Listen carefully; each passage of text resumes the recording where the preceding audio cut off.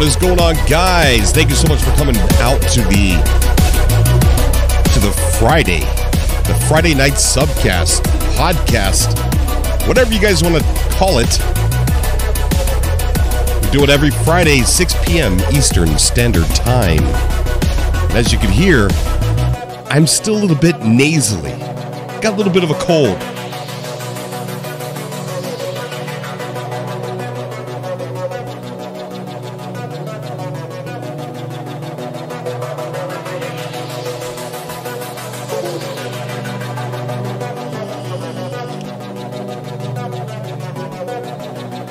In the chat already, we've got Northern Queen saying, when do you think we will get news about the 2019 big updates for No Man's Sky? They said we would not get anything until 2019, and now it's January.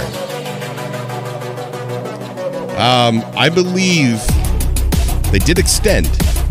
They extended the community event, and now we're at the downhill portion of that.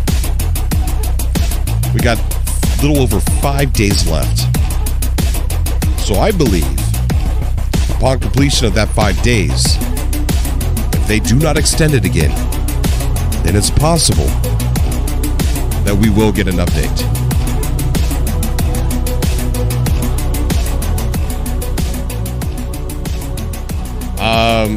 Uh-oh. Wrong button. We got Tyreek Starks in the chat. We also have Cuzwalt, Sandarian. We got Matt Barrett's in the chat. Geeky Pikachu's in the chat. Blood Raven, what is going on, dude? We got Zachary Hunt joining us. Vilmar, what is up, dude? Vilmar joining the show. So tonight we're going to talk a little bit about some Cyberpunk.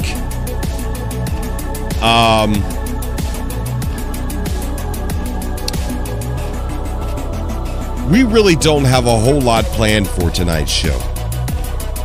It just seems like the things to be excited about are a little quiet at the moment.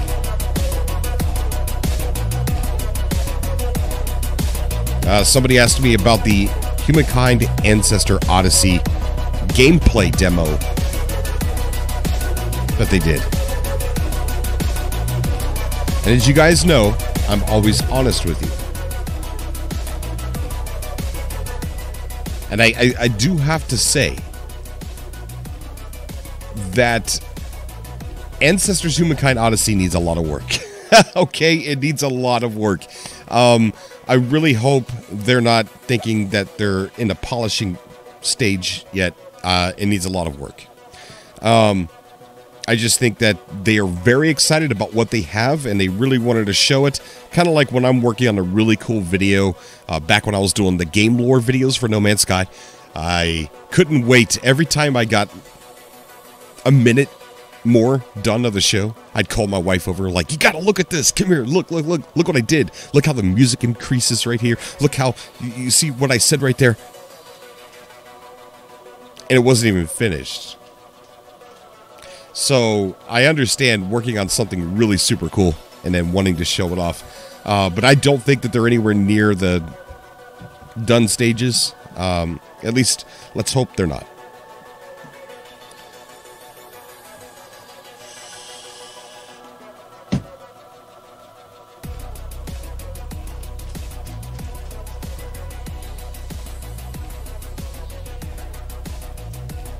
Tonight's show is going to rely heavily on all of you.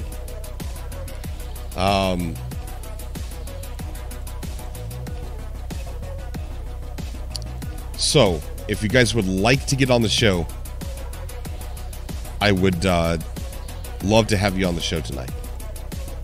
Because I really feel like you guys are going to be the driving force of this show. So if you would like, there is a Discord link down below. Click that Discord link, get into the show tonight, and tell me what's on your mind about No Man's Sky. Tell me what's on your mind about Cyberpunk 2077. I see a lot of people talking about Hytale. Now, I've never been a big Minecraft fan. I don't think the game is bad, right? I just haven't really played a whole lot of Minecraft. My son plays the crap out of Minecraft.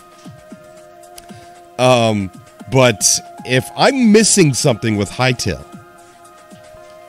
I would really like for you guys to tell me why I'm not excited. Like, why I should be excited about Hytale, because I'm just not seeing it. I see the concept of community building. It looks amazing. You go out to movie theaters and watch movies together and things like that. That looks awesome.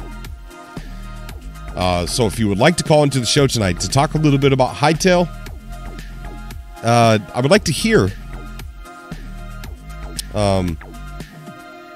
what I'm missing,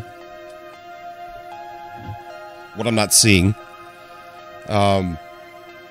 But PC or PMC or PM Collector Boy says, nudes. We're going to talk a little bit about the nudity that's in Cyberpunk 2077, why it's there, how much of it's going to be there. I had a comment on one of my videos where I talked about please don't censor this game. And somebody kind of made fun of me saying, you're asking them to not censor the game, but the character creation, they already censored it. And that's not the case.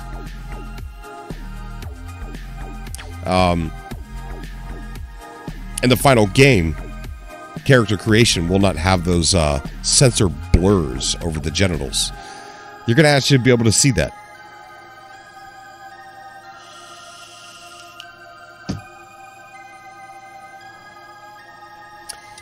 We got, let's see, Bloodraven coming in saying, will Sony allow full nudity in Cyberpunk 2077 on PS4? That's a good question. I don't think CD Projekt Red is worrying about that at the moment. I think there was nudity in The Witcher. If you guys have any other games that you know that there was nudity in, yeah, let me know. Matt Barrett said there was nudity in Watch Dogs. They just made it R18. Darth Raven says, guys, don't worry about Cyberpunk 2077 and PS4. This is the biggest game launching in the foreseeable future. Sony will not let that big of a game miss their platform. Darth Raven, I agree. I 100% agree. It will just be blurred like in the demo. No. No. No. No. I say no to that, Darth Raven. Sword, on my way to pick up Ace Combat 7. Nice, buddy. Vilmer says, what? I don't think Sony or Microsoft will allow full frontal. The nudity in Witcher wasn't that bad. Bloodraven says they don't allow full nudity in Conan Exile. Don't you think that it's time to realize adults are spending the money on these games? For adults. So, Darth Raven, we got some interesting news about the censorship and the genitals on the character creation. It's not going to be there when we get the game. We're going to talk about that in this article here. Let's get this music down a little bit more. All right. So let me go. I'm going to go head over here into the Subcast room, and if you guys want to jump into our Discord and wait in the room called Atlas 102.5 FM, and just wait there, and I'll pull you into the Subcast room and get you on the show.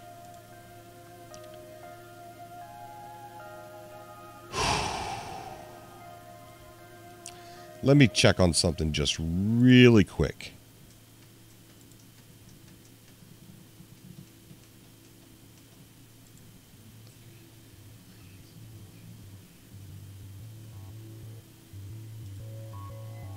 All right.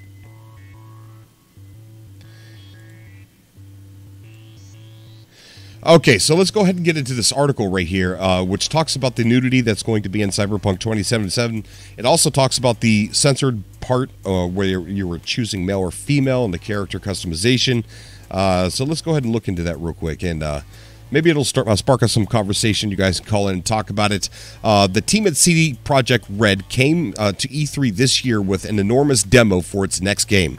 Cyberpunk 2077, coming at 50 minutes in length. Okay, blah, blah, blah. Early in the demo, the presenter revealed a mock-up of the character creation system. It showed generic male and female avatars standing on a blue background. Both of them were completely nude, but their genitals were covered with pixelated white boxes of digital noise. Some in the crowd giggled. For some of them, I'm sure it was because they were uncomfortable with or perhaps prudish about nudity. Just as many likely giggled at the absurdity of censoring the human form in a video game. Adding those white boxes to the menu system at E3 was a tactical decision by the team at CD Projekt Red game director Adam Badowski. In the final version of the game, the digital white noise will likely be removed. So it's not a confirmation.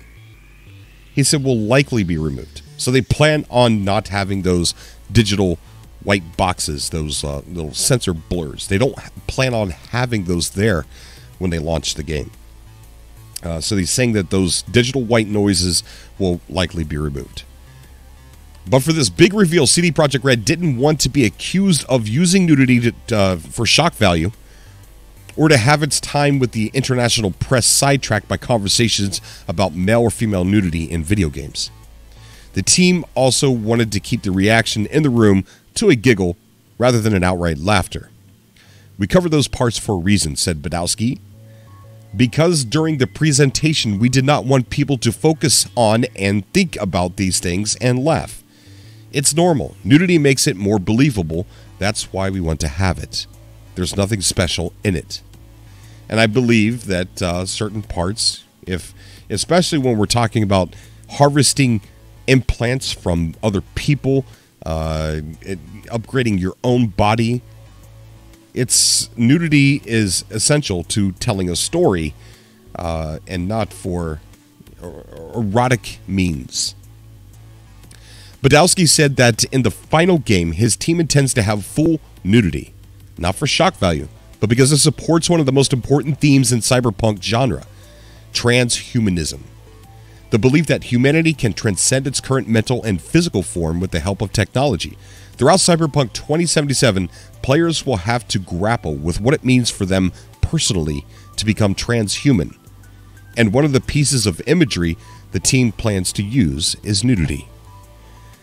There is one scene in particular from the E3 demo that Badowski pointed to as an example. It opened with a simple quest to retrieve a kidnapped woman, but turned into a bizarre and gruesome fight and stuff that, when they went in there and battled. That was a really cool scene. The kidnappers weren't looking for ransom. They were planning to chop her up for spare parts, harvesting the high-tech implants throughout her body for sale on the black market. After players gun down the enemies in the compound, they find the kidnapped woman and another NPC lying naked in a bathtub filled with ice. With her eyes rolled back into her head and her body glistening with water, the player must carry her in their arms out into the light to the waiting paramedics. Nudity is important for us because of one reason, Badowski said.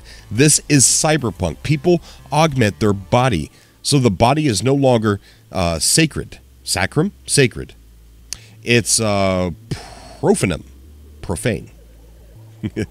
Because people modify everything, they're losing connection to the body and to the meat, and that's why we need to use the nudity in many situations. You see that there are bodies in the tub, and you need to take care of this woman, but at the same time, she is augmented. He continued searching for the right words. She is not clean. Maybe she is augmented too much. Maybe the humanity level is pretty low in her, so it's an interesting topic. It's one of the key themes in Cyberpunk. The very first scenes in the original Ghost in the Shell anime show exactly the same aspect, because where sacrum and where profanum in a world, or is profanum in a world, where you can simply modify yourself to such limits that makes you a different kind of person. It's one of the most important themes in Cyberpunk as a genre. So yes, there will be nudity in the game. What will Sony do about it? I don't know. Will there be a way to... Here's what they should do. Is they should have a way to enter into a censored version and a non-censored version for your kids. I don't know how hard that would be. You know what? Forget that. Absolutely forget that. This game is an adult game. It should be played for adults, and you shouldn't touch it. You shouldn't censor it. Leave it alone, Sony. Sony makes movies with nudity in it. So what's the big deal? Let's go ahead and check the chat here. We've got...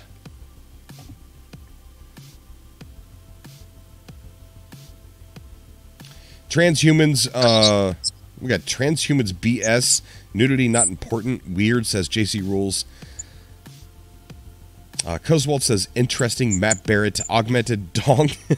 What a name for a band. That is right. That's a cool name for a band. Infinite Lightning says so you can augment your dong. Hi, Cobra. Oh, this is Grammy. What is going on, Grammy? How are you? I'm good. How are you? I'm doing great. I'm sick. I'm really sick. I'm sorry. I get sick a lot, but I get sick because of the fibromyalgia, but it looks like flu. Yeah. So I never know when I'm sick or just having a fibro attack. You're talking about transhuman and cyberpunk, and I told you I would try to get on another time. And yes. I have no children in the house, so I can chat with you guys for a little bit. That's awesome. Very awesome. Talk about stuff. So what do you think about the nudity in Cyberpunk? I think it's... I don't care. Huh? It don't bother me none. Right. You know, and it shouldn't. I've done behavioral groups with kids and adults, and I have to tell you something. For some reason, human people, especially in America, have a hard time with words like penis and vagina. So you always get somebody giggling, even an adult. I mean, I've had 65-year-old men in a group of, talking about communication and about words, and I say the word penis, and everybody just, they starts to snicker, and then the wave goes with that. So we have this really weird concept about sex and adulthood. We tell kids, oh, wait till you're an adult, you can have a conversation and everything, but most people can't have a serious conversation about nudity. It makes perfect sense what he's saying there, though, because if your body is one that now the expression of the body is to how much you can augment it rather than, how much you can dress it up. It's kind of like tattoos to me. Right. Exactly. Yeah. And, things like that are actually starting to happen here in IRL as well. So we're heading down that path. Maybe not to this extreme. But how do you think Sony's going to handle the amount of nudity that they want to portray? I think it's going to be like, have you ever seen like an ARC? Scum is one, I think. Scum, because ARC allows nudity if you're not in the U.S. You can get this thing called the birthday suit, and then you can be naked and run around naked if you want.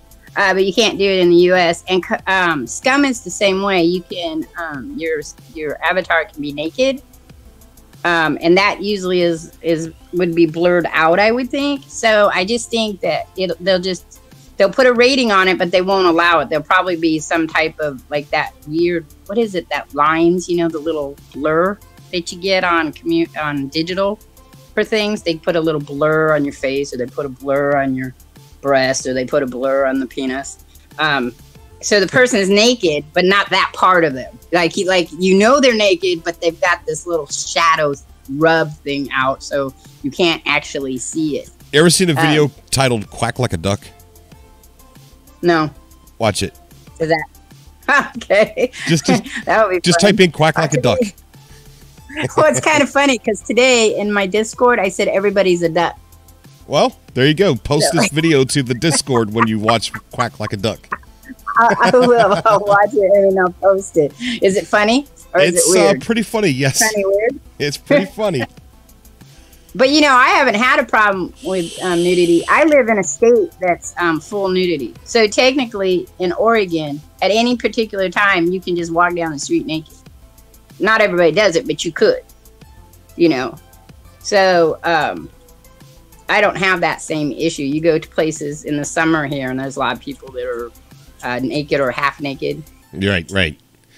We've got Darth Raven in the chat saying Cyberpunk 2077 is clearly a game aimed for more towards adults than kids. Sony shouldn't censor anything in the game. Parents should be more aware of what their kids are playing. Just my opinion. I agree. I do too.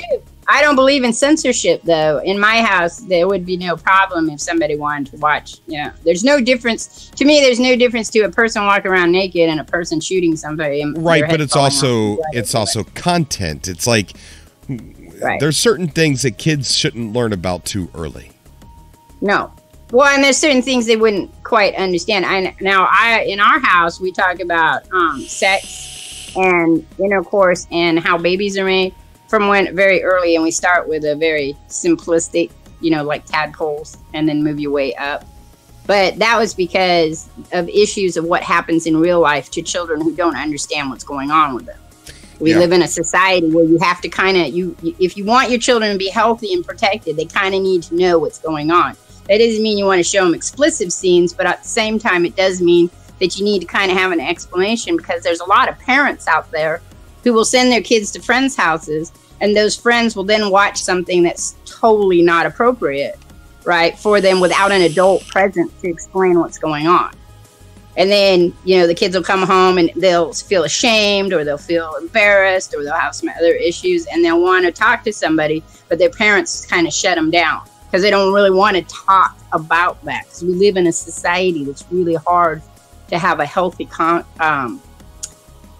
conversation about things that we consider taboo. Right, right. So I think the game should be not censored, at like he said, but have a warning on it, and the parents should, but parents don't, because parents have a very hard time with censorship. To be honest, I think if there was anything really to worry about, I think we'd have heard it already. I mean, because we saw about the game. Yeah, because we've seen the 15-minute gameplay, and there was a nudity scene in that, and I haven't seen a big uproar about the conversation, but I didn't really see that in Agony as well. But right when they got towards release, they started censoring a bunch of stuff and said that there was going to be an uncensored version on the PC side, but not on consoles. Right. Consoles weren't going to get the big boy stuff. Right, because consoles, I think it's harder for companies to censor it and Sony to censor it. I think that's just on a computer, people think, this is how I think that society sees it. They see adults playing more on computer than they do on console, and they see kids playing more on console. I'm not saying that's true. I just think, because you look at some of the things that they're selling, even though companies are making adult games on console, I think that they still think it's parents that are paying for kids to play games. Right. For the most part. Unless you're a family like me that's a generational family of gamers, because I play, my children play, and my grandson plays. So we have a different thing going on. And then he lives in 2 households, so what we won't let him watch here, he may watch someplace else. So we have conversations all the time about what's appropriate and what's not appropriate. Yeah, that's really the only way you can do it. And I think a lot of families that have that's that thing where kids are either going to somebody else's house, or mom lives one place and dad lives another place, and one parent doesn't care and one parent cares, or neither parents care, is kind of where the idea comes to censorship, because the government's like, oh, well, if parents aren't going to do it, then we're going to do it. But if we're going to do it, then it's going to be censored clear across the board, because we can't pick and choose who we're censoring to. That's true. We got Ivy Mike in the chat. Ivy, what's going on, buddy? What's going on, guys? Not much, dude. Hey, Snow. Hey, Cobra. Hey, buddy. So I guess we're talking a little about pretty much whatever you guys want to come on the show and talk about. That's on, that's up to you. I'll sit here and talk all day long about anything. I'm just jumping in now. So what have you guys talked about so far? Oh, we talked about the nudity that's going to be in Cyberpunk 2077, and just started. There's no real problem. There's no issue with Sony hasn't come out and said they're going to censor anything, but there is a lot of nudity in Cyberpunk 2077, including the 50-minute gameplay where we saw the characters with their genitals censored out. I just got done reading an interview saying that that's likely going to be removed. The censoring is going to be removed, and you'll be able to see the genitals of your male and female characters. So I started thinking to myself, oh my gosh, I've seen what Sony did to Agony. So are they going to pull the same thing? Is the same thing going to happen with this here? You know, I played Conan Exiles, and in that game, you know, your character during character creation, you can choose full nudity. Well, that's the other one too. And let's see, there was another game, Scum. I've seen some gameplay where, you know, the same deal when you're doing character creation, you should have that option turned on. I mean, now are we talking consoles or just PC? It was both console and PC. Okay, all right. Yep. I'm not sure if it was Xbox. It was definitely PS4. Infinite Lightning, that's correct. He says, I don't get why it's a problem for any mature-minded adult. That's correct.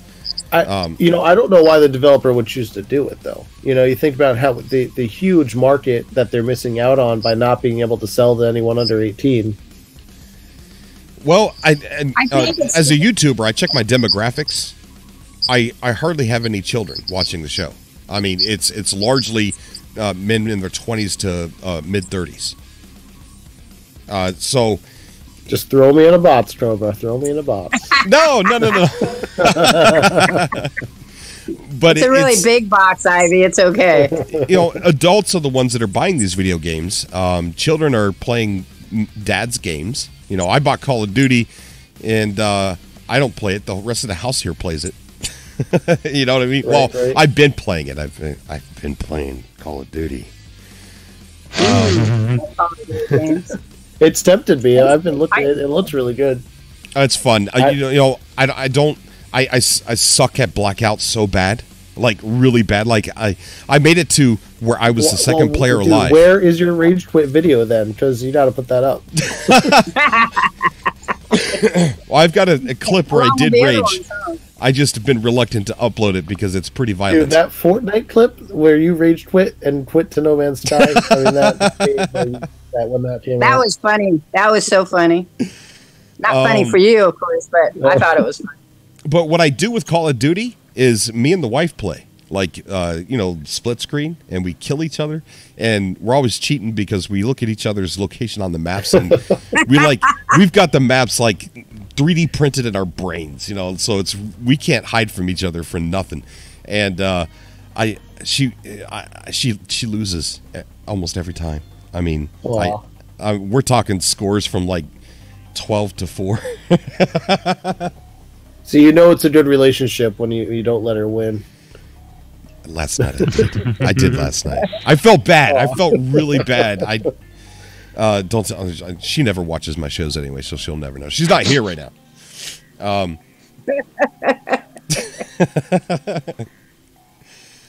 I'm just thinking about that from a therapist point of view of sitting across from two people, and they're like, so we start playing this game together, and it was okay at the beginning, and then he started cheating. What do you mean I was cheating? She was cheating. And then just hearing it go on, and you're like, wait, maybe you guys shouldn't play games together. And then the end yeah, right. No, that isn't going to happen. Solve this problem. Coswell says, if Cyberpunk 2077 introduces multiplayer equals kids playing the game. That's an interesting topic. There's not going to be any multiplayer when the game releases, but they were given money by the Polish government to research and develop multiplayer, and it had to be done. They have to show the results by June of 2019. So multiplayer, another one of those aspects was city creation, animation, and all these. There's 4 categories, and all those 4 categories have to show their results by June 2019. And so, this was backed by an actual government? Yeah, $7 million from the Polish government. Well, that makes sense. I mean, if you think about the amount of money that goes into multiplayer. Well, no, I mean, if you think about how much money is generated Trump into building a virtual wall himself, I can see how a government that may need some revenue might think that investing in these kind of things would be useful for them. And then there's a lot of scientific stuff that can be used from that concept. I mean, if you look at the idea that you use video as a way to train people to do other things, having a game developer set up some more futuristic style stuff to see how that would play out in a more applicable situation. I can see the government spending money in a private sector. They do it here all the time in the United States. Very true. Shard Vincent, I think you were born 500 years too early. Me? Yes, I was. I was so born. I keep telling my children that I want them to download my personality and just save it on a disc someplace. That's coming. You know that there's an actual research into that from Google. Yeah. I did. I just seen a thing that Archie shared about kind of I don't want to say pretend, but an estimate of timeline of how far out they think it's going to be. Did they say 2045? Well, yeah, once they are able to decode the brain, once you're able to decode what's going on up there, you know, then you can replicate it, and yeah, then it's the end of us. I think it was 2045 was their time target of the date. Machines. I have a story that I started writing that I'm going to put on my third channel, which is going to be animation and stories. That's kind of like that. That's kind of that ideal. So that's something that I've explored in story mode. You know, like a logical. How would that move along, and what would they possibly want to do with it, and what would they use it besides you wanting to save yourself? I mean, immortality is something that a lot of people, you know, really want to do because they're very fearful of death and leaving behind what they have. But I wanted to jump back real quick about the Cyber 2777 when Ivy asked why would a developer kind of cut that whole aspect out and put nudity in. I think because the way, if you look at the article that Cobra was talking about, it's true to the nature of the how you would decorate your body, how you would use those. It's important to the story. Yeah. No. Yeah. I mean, I think that you know, us as a society, especially in the States, you know, are so fearful of nudity. I mean, you know, it's ingrained in us. You know, but the rest of the world, I guess, if they're from Europe, the developers, you know, it really isn't that big of a deal everywhere else. Or Oregon. Or Oregon. Because Oregon's a full nudity state. So you can just run around wherever? Yep, you can if you want to. No, but like I told him, it in the summertime you'll see the old hippies and the younger crowd sometimes doing it, or people from Europe come over here and go to the ocean and the lakes, and you'll see nudity then. But because it's not a standard all the time kind of thing, and the reason it's a full nudity is not technically for everybody to be running around. It's so they can have strip burlesque and strip joints. So, yeah, it's important to the story. You know, you're augmenting your body. You're losing focus on what the body was. The body is precious. The more you upgrade, the more you lose that sense of being human. You know, if you upgrade too much, you can actually get what's called cybercosis. I mean, do they make you like choose to like, all right, here's the underwear that if you put it on, it never comes off. You know? The metal underwear. You know what it kind of reminds me of is Johnny Mnemonic.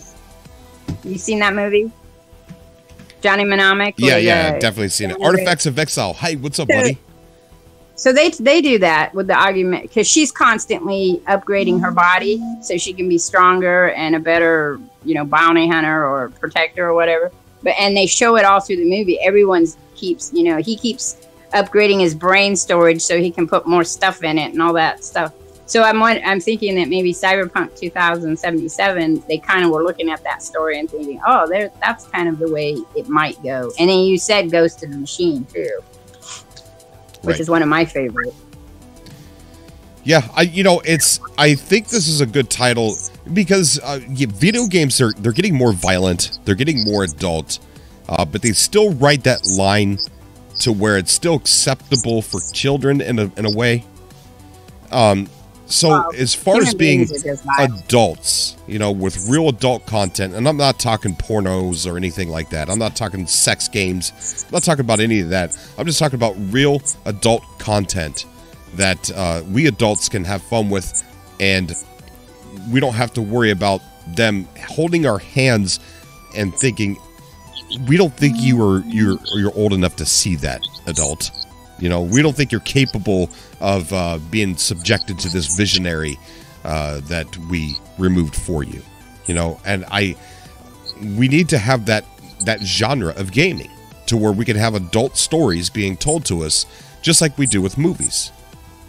I mean, after all, I mean, a video game is pretty much just a movie that we actually control. We can play it. And maybe Cyberpunk 2077 it's my most anticipated game. And maybe it's that game that's going to be coming into the light that's going to shift the focus towards more adult-minded games for us. So yeah. You know, the only thing I've seen of Cyberpunk, I saw like a little bit of the gameplay. And I kind of feel like it kind of reminded me of like a Deus Ex type gameplay where you know, you run up, you talk to an NPC, it gives you a mission. Is it like more open world than that? Oh yeah, I mean, it's open world. It's open world. It's an RPG. You definitely have side quests. You've got a story that you can follow. But what's interesting about it is it has a decision tree to where you're faced with a mission. There could be 3 to 10 different ways that you could play out that mission based upon, do you take the gun out of her hand and try and shoot her in the face with the other 5 guys that got a gun to your head? Are you going to survive? What happens if you do that? Or what happens if you just cooperate? The story is going to change based upon your decision in that moment. So everybody's gameplay is going to look slightly different. So like Detroit becomes human. Basically. Kind of, but that's more like is it but it's not multiplayer is what you're saying. No, it's not going to be multiplayer, but there will be multiplayer at some point in time someday. Huh. But not launch. It's a single player game, and it's I like that. It's a big open world environment, lots of character customization, lots of upgrading. You actually, to upgrade, it's really cool, really immersive. You go to what's called a Ripper Dock, and you sit down in this chair, and you choose what augments that you want implanted onto your body. And he sits there in the chair and does it for you. I think that's cool. I think it might be something else, too. I've seen that Black Mirror one. They have to get the mood right and the feeling right, you know, to really... I can't explain it. You know, No Man's Sky, I mean, you know, we all love that game. I think I love it so much because we were stuck in first-person view in the beginning. I love third-person after Next, but I think it took away something of feeling like you were that character. I agree with Ivy. What got me about No Man's Sky was that loneliness, that immense one person. I see that article you pulled up. That's what made me think of that. You know, first-person... Yeah, and they want you to feel like you're completely immersed in the game, and I think they nailed it. They really nailed it. They really make you feel like you're that person, and you're in this massive world, and it is massive. Right. It goes vertical. You like where V's apartment is. You could have multiple apartments as well, but the apartment that she's in, when she goes out, there's this micro city because it's like a condominium, but on the inside there's like this big lobby. And you could look all the way up at the many different floors, and you could go up on every one of those levels, and there's something to do on those levels. Like the city. I mean, that's a very futuristic concept too. Is that we'll run out of space to go horizontal, so we're going to go, you know, vertical. So that would be very futuristic of that thing. Cobra, have you played much more Star Citizen? No. I tried going in with Josiah, and we were going to team up, and he was going to drive me over to Hurston, and we couldn't figure out how to be in the same dimension. Okay, gotcha.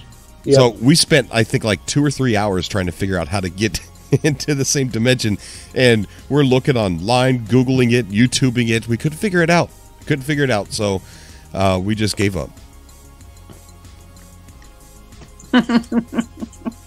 Well, if you ever want to hop in, let me know, man. It's once you get it, it is complicated, some of the menus and stuff, you know, and that's all stuff that's coming along. But if they nail that game right, just that game has me sucked in so bad right now.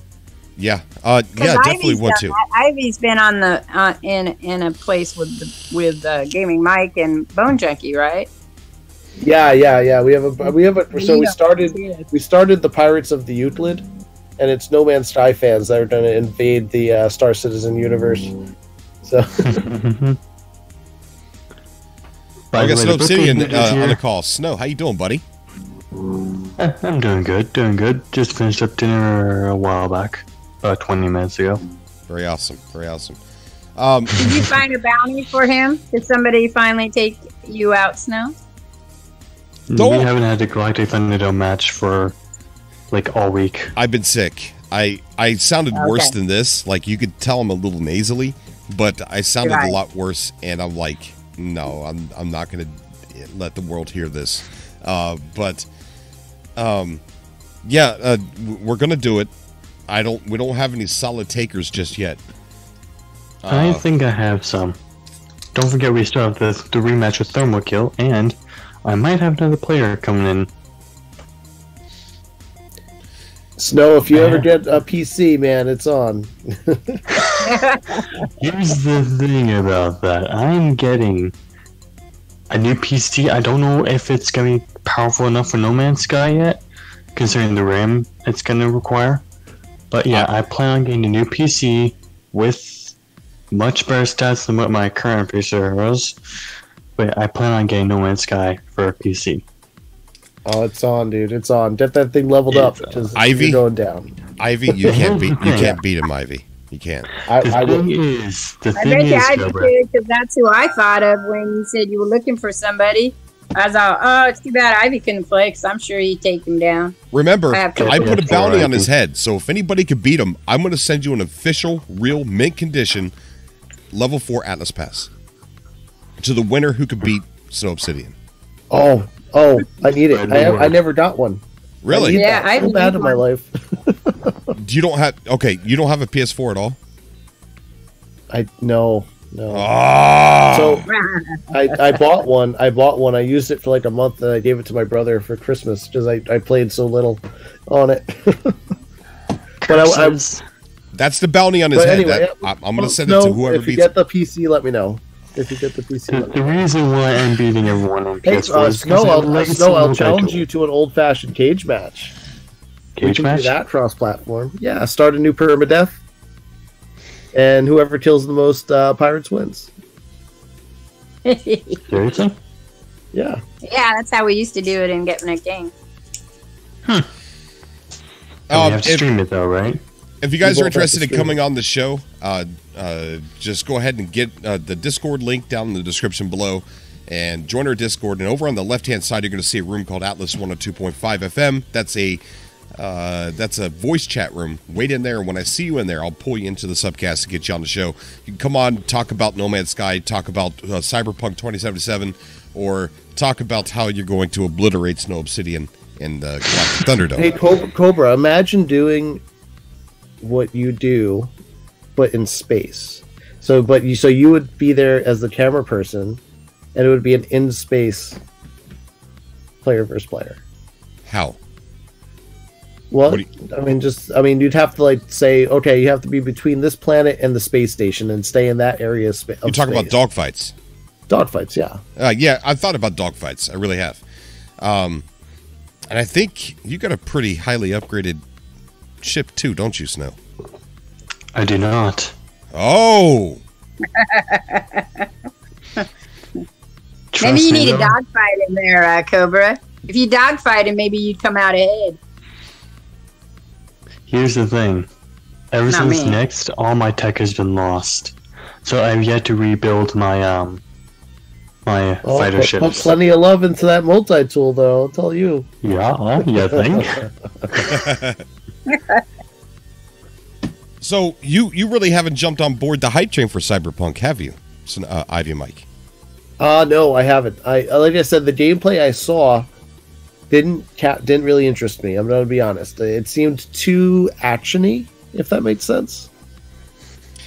I think it's the narrative. I think it's the way they played it carefully and scripted.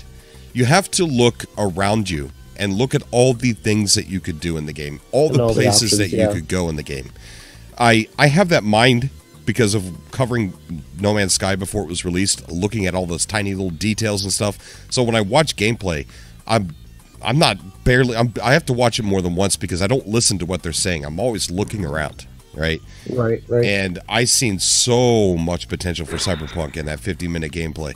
Like, it's such a massive environment. Now, it's not I don't want to say, I got to be careful. It's not a gigantic map. At least they're downplaying the size of their map, saying that it doesn't have to be big, it has to be big enough. And they said that it's very hard to tell how big the map is because the map goes vertical and it also goes below the surface. There's also going to be country, rural areas around the city as well, plus they're talking about a moon area as well, to where you can possibly go to the moon. That's a rumor. The moon part's a rumor. But what I picked out of the trailer actually makes the rumor for the moon actually hold a lot of weight because it shows the scene where they're actually in space. And then there's a place on the map that says Orbital Space Center, I believe it's called, that you can go to. So it looks kind of like an airport to go into space. So I just watch that 50-minute gameplay, sit down when you get time, and just watch it all the way through to the end, and it's just absolutely amazing. I mean, that's just their playthrough. And you got to think, they're trying to make a commercial out of it, too. Yeah, true. Well, the open world aspect wouldn't need to be as big horizontally if you're going up and down, too. Because that would give it depth as well, because you're traveling up and down as well as horizontally. Right. So you wouldn't, because they're putting in, technically, instead of going horizontally out, they're taking that programming that goes outward and they're going up and down with it. So they're making it more but like at the same time, like I brought up when we talked about the map, at the same time, they have to make it to where it's big enough to drive around in, because there's a lot of driving in the game. So you don't want to feel like you're bumping the edge of the map. So it's got to be big enough to where it feels like you could just keep on driving. And I think that's one of the reasons why they made the outlying area around the city, to give that freeway time, that driving out to where maybe drugs are grown in crop fields, or there's crops of food being grown out there, maybe some manufacturing facilities. I mean, are we talking like Grand Theft Auto 5 map, or? Yeah, I mean, that's a good comparison. Imagine Grand Theft Auto 5 map. Maybe not that big. All the buildings. Here's my speculation, that it's going to be as big as Liberty City. Okay. That's my speculation. That's my recluse expectation. Like, I'm just trying to keep calm. Like, it's probably going to be like Liberty City, which was big enough for me. But there's many different districts in Night City. Each of them have, like, I don't want to use the word biomes, but I guess you could. Some of them are going to be like Pacifica is a really, really bad district in Night City, and it's going to be like ruins of buildings. Gangs own it. It's going to be trashy. It's going to be very dangerous to be in. Probably a lot of prostitution, drugs, gangs, and stuff like that. Crumbling infrastructure. While other parts are going to be really rich and real high skyrise buildings. And the buildings, yes, you can enter in a lot of them. So there's a lot of exploration inside Cyberpunk. Do they have a timeline for release? There's speculation only about timeline for release, and so they have to show what they accomplished with the $7 million. They have to show results by June of 2019. Now, we talked about this a lot. All of the PS5 rumors, that's all they are right now, is rumors. All the information we have, I think, at the moment are rumors. But if you're a company, and someone pointed this out to me, so shout out to whoever you were. I can't remember. It's been so long ago. If you're going to release a game, would you rather release it right now where 91 million units are sold, or wait until early of the launch period and release it to a lesser number of units that can play your game? So if they were to sell it in 2019 before PS5 comes out. Oh, thank you so much, Matt Barrett, for that donation, buddy. Wouldn't you rather sell it to 91 million units instead of 10 million units?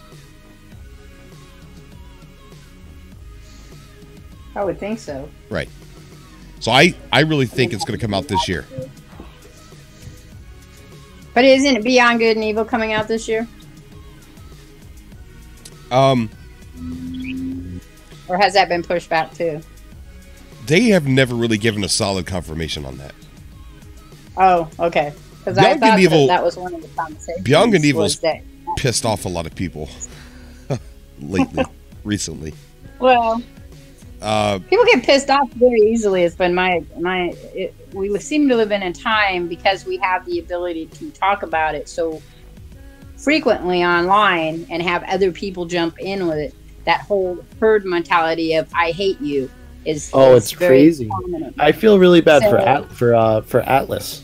Just that game came out. Don't get me wrong, they shouldn't have released it the way they did, but I've been playing it and it's really fun. And a lot of people just will not give it another chance after they tried it or saw a video about it, Yeah. Right. Well, and that's like Fallout 76 too. I mean, I think people don't they read things very oddly. And on the PC side, Fallout 76 was bad. On the console, I don't have an issue because I play it and I play it pretty regularly. Yes, It has bugs and has things, but I've always had glitches. I've played any Fallout game has glitches. I mean, you fall through the map, you get stuck in rocks. I mean, and it's always been that way. I just think they just don't think it's that big of a deal, those type of glitches, as much as the people playing it. Yeah. I mean, don't get me wrong. I'm sure a lot of people are really mad when you get stuck someplace and can't get out. Oh, of course. When you buy something, you want it to work. And Jack, how you doing, buddy? So here's how you fix that. Now, here's how you fix that. We're part of the problem. The other part of the problem are developers and the companies that run them, right? We are part of the problem because we as a customer base won't stop pre-ordering games. Stop it. Even if it's from somebody you love. Stop. Because you have to send a message to the entire industry. Huh? You have to remember, human beings are like squirrels. They like the little things. They like those. That's why Fortnite does such a big amount. People are always asking me, because behavior is my thing. So they're like, why do people spend so much? I mean, what's the average? $80 in Fortnite. And I said, because people like things. It doesn't even have to be a real thing for them. It has to be a thing. And if it's a thing, everybody wants it. And if everybody wants it, they get like little squirrels shoving it into their little pouches, It's that I got to have as much of it, and I got to be the one with the best. And it doesn't even have to be a real thing, which cracks me up. And so... Go ahead. Go ahead. Well, I'm just saying, so... That's why people pre-order things, because they get into that mode that I need the thing. I agree. But then they expect that pre-order that they did is going to be like it's supposed to be, like it used to be when you bought a disc and it ran. But like I said, I bought a disc of Fallout 3, and you still got stuck in walls, and you still got weird glitches, and you still got lags. But that was just the way it was. There was no fixing it. It wasn't like somebody was going to all of a sudden download and fix it. At least now, if you got these things, they can come in through online and fix some of that stuff. True. Very true. Yes. Stop pre-ordering games. Stop buying games on day one. Jack, how you doing, buddy? Stop buying games on day one. And just wait, watch, and then buy. If developers have to prove that their game is worth buying before people buy it, they're going to start releasing better products that are done, products that are glitch free, products that work, products that tell the truth. Wait, watch, buy. But we all have to do it. We can't just keep pre-ordering stuff. But the game developers, Cobra, I think now are spoiled. I mean, let's be honest, there's so many games in the last, let's say, 5 years. Think about the number of people that probably bought a game, played it for an hour or two, and never played it again. That's probably a huge chunk of the people that buy games. Yeah. Well, and then you look at, so let's take our favorite game, No Man's Sky. A lot of people bought No Man's Sky with the anticipation it was going to be different than it was. It wasn't because they were told it was going to be different. It's just that they had their own expectation of it. Well, so they bought the game, played a couple times, and then decided they weren't going to play it. And a lot of big YouTubers did that. And then once they did that, that caused that downfall of everybody going. But I met a lot of people who bought it, pre-ordered it, you know, like as soon as they knew they could. And then were like, I don't know why I pre-ordered it. Oh, well, yeah, maybe that's something you need to think about. Why do you pre-order games? Right. No Man's Sky was the last game I will ever pre-order. The last game. I did pre-order No Man's Sky. But you weren't disappointed by it, No, I wasn't disappointed by it. Yeah, but it doesn't matter. If we're to change the gaming industry, we have to stop pre-ordering. Period. You know, wait, watch, buy. Wait for it to come out. Watch it. Watch somebody who did buy it on day one play it on YouTube, who's just a normal gamer. Watch them play it. Is it something you think you would enjoy? Fine. Then go and buy it. Thank you. I've only pre-ordered 2 games in my lifetime of playing it. Assassin's Creed Brotherhood, and I wasn't disappointed. Played it, enjoyed it, was great. And then Fallout 76, and I wasn't disappointed in that. But my expectations were different than most people's expectations. I don't have expectations of games, having done programming in my past, and I know how software programs are. That a lot of times they ain't what they say they are, no matter how much they want to tell you that, and they plan on fixing it on the next version, and the version after that, and the version after that, and the version after that. Right. Very rarely do you find a program they've stopped with the version. Jackal's asking what's going on with No Man's Sky. He's been out of the loop. Nothing right now, man. I mean, they're not even teasing us. Like, this brings up a good topic, I guess, because me and Snow were talking about it on the pre-show. They need to, like, quote-unquote, accidentally, like, leak something, a screenshot, or... hey, Cobra, we voted against No More Waking Titan, so this is what we get. Yeah, you're right. You're right. I did vote against it. I did. But, I tell you what, mistakes, man, hindsight's 2020. I wish I could go back and say, yes, Bring it on. Yeah, exactly. Champion Snow Obsidian. Did you change your name to Champion? Yes. Oh, my God. Just donated. Thank you so much, buddy. Thank you so much. And it really hurts me for what I'm going to say next. This guy's head is getting too big. Somebody's got to step in and beat this dude for him changing his name to Champion Snow Obsidian. Read the rest of it. I'm offering 2 Atlas passes to the person that beats him. I just raised a bounty on you, bro. Read out loud, right? Put it in the comment section. Lit is asking for your channel, Grammy. So why don't you go ahead and type in "This is my channel" in the chat, and Lit can come find you.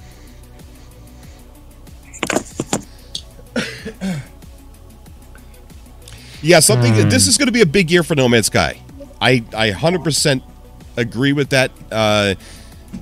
I think we're going to start seeing the ramp up. I think in about 5 days we could see an update for No Man's Sky. Or we could start seeing evidence of an update for No Man's Sky. Maybe another. Wait, why do you say 5 days? Because the counter, true for the event's going to run down. They did extend it. I was anticipating. Grammy Plays is the woman speaking. Lit. She just commented in the chat. There's Grammy Plays Games Shard Vixen. There he is. But I'll put a notice on him.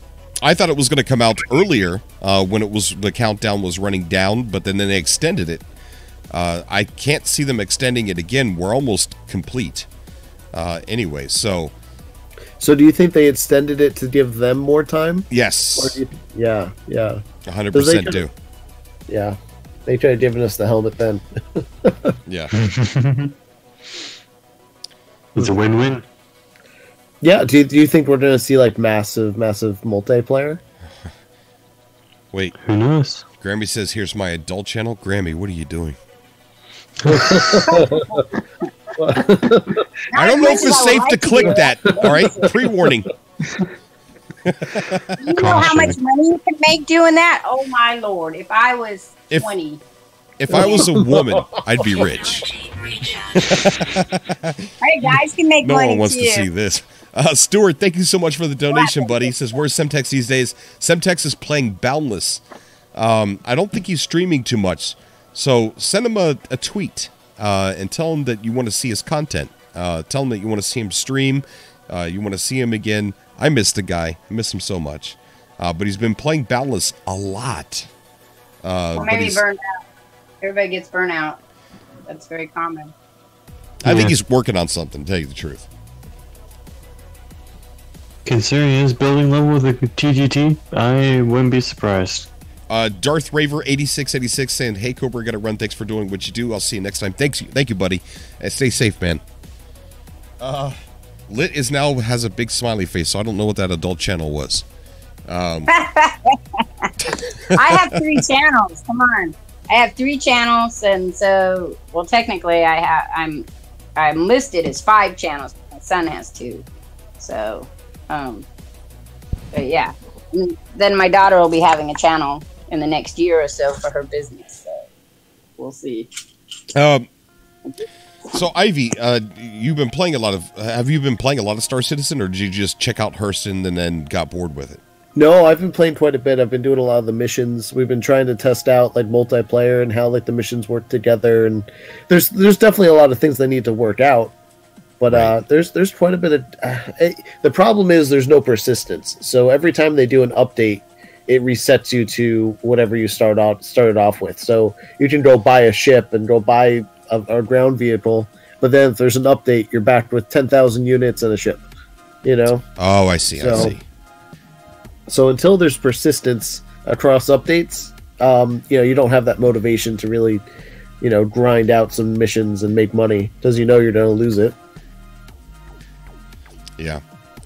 Sandrian says, "I tell you, the moment we get No Man's Sky news, this community will explode." It always does, and that's when we are the strongest as a community. Is when there's No Man's Sky news, and I just wish Hello Games would tease us a little bit. They don't even have to, they don't have to talk about features that could blow up in their face. They could just show something from photo mode, and inside the photo mode, there's something we've never seen before, and we would go ape crazy over that. Yeah, for a photo mode update would be awesome. Add a video mode. 40 hours of content from one object and one photo. Yeah. Maybe they just don't have anything yet. Maybe they have something that they're just going to kind of settle for a minute and then pick something up big again. Oh, Maybe Lit, thank you so much for the donation, buddy. Hashtag Lit in the chat, guys. Yeah, I agree. It's good marketing, too.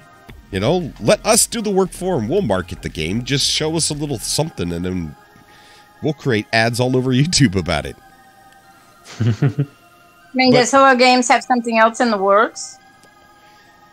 Oh, that's my prediction. Well, the last campfire. I think maybe now that there was so much excitement around that, maybe they're allocating a few more resources to polish it up. I believe the last campfire, which is a sort of like a Pixar short that's kind of playable, I believe that was a probe. You know how No Man's Sky, they used to send out those probes to go see parts of the universe, right? That maybe they needed to tweak the colors on and stuff like that. I think the last campfire, although a beautiful piece of art, an amazing creation that I will play, but I believe it was a probe to see how the community would react to another Hello Games title. That makes sense. My prediction, if it fails, yeah. My prediction this year is we're going to hear about a new game that they have in development, and I bet you they've been working on it for quite some time. Well, that would make sense. Very cool. Especially if they're being quiet right now. That would make a lot of sense. Yeah, they probably have a small team doing the updates to No Man's Sky, but yeah. You have to be thinking about the future if you're Sean Murray. Right now. Yeah, you have to. I mean, you've already made the money you're going to make on No Man's Sky. They're not going to make any more money on No Man's Sky. Maybe a couple sales here and there, but nothing on a grand scale. They've sold it to every platform. It's available on every platform. And now, if they continue to keep just updating this game for free, now it's going to be a drain on the company. So they got to move forward with something new. Now, what they could be doing is working on the next gen title for No Man's Sky. You know, all the things that it seems like No Man's Sky has limitations on variety. It doesn't seem like it's not a matter of them creating more variety. It seems like it's just a limitation on current gen that they can't make more variety. Like the system just can't handle that much. I don't know.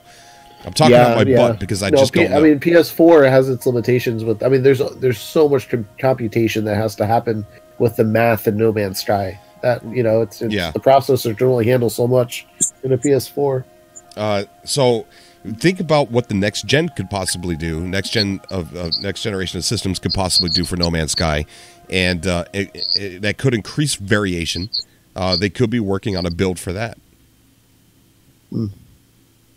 So maybe that's their next move, to sell No Man's Sky again for next gen.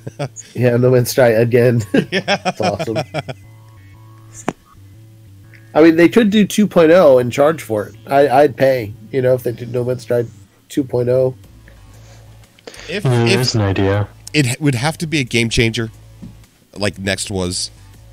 Right. No, it would have to be, you know, Star Citizen level graphics, and, you know, but with the generation they have, yeah, it would have to be crazy. My biggest complaint about No Man's Sky is the ships. They got to get rid of that system that they have right now for the ships and put something else in there. I'm sorry. I think the ships are the weakest link in No Man's Sky. Well, they could add to it. I mean, just add a you know, a ship pad customization vehicles. Yeah, I would and then like allow to you see to customize it further and build on different parts. And the ships. I even though it's arcadey, it's not a sim, but I like the way that Star Citizen handles ships. Not control wise. I do like the way they control, but I like the interior. I like how it feels like it's actually from a manufacturer. Like you get in and it feels like that they have their own style. Style to them. It almost feels like exactly. Like you could almost smell the leather of the seats. You know, it's like turn on the air conditioner. It's like being in a car. Oh, we got a donation from Dave's. Dave's, thank you so much, man. I gotta fix that. He says IDK, and then it's like super big. I don't know how to fix the size of that. So if you really want me to see that message, Dave's, type it in the chat there. But if they can't do that, I would like to see something like Space Engineers. Their ships in that game it's amazing. The functionality of all the things that go into it. You know, you have to have like gas lines and electric lines and stuff like that. They all have to connect to a power processor and stuff like that. It's just, it feels like every part in that ship looks sci-fi, but every part is important. Tarek Starks says, "Hey, where is Rayrod?" Rayrod, he's pulling his hair out trying to figure out how he keeps up with the damn updates. Rayrod is part of our YouTuber secret chat person. I'm not even supposed to mention that even exists. I'm sorry. I'm always getting in trouble for doing that. So I apologize, PG. Wait, he's not part of it. Never mind. Forget I said anything. We talk to Rayrod on a daily basis, so he's doing good. He's doing good. I should invite him back on the show, though. It's always funny having him on the show. Funny Imps, this is gonna sound so weak, but I like the blinking lights on the ships in Star Citizen. I do too.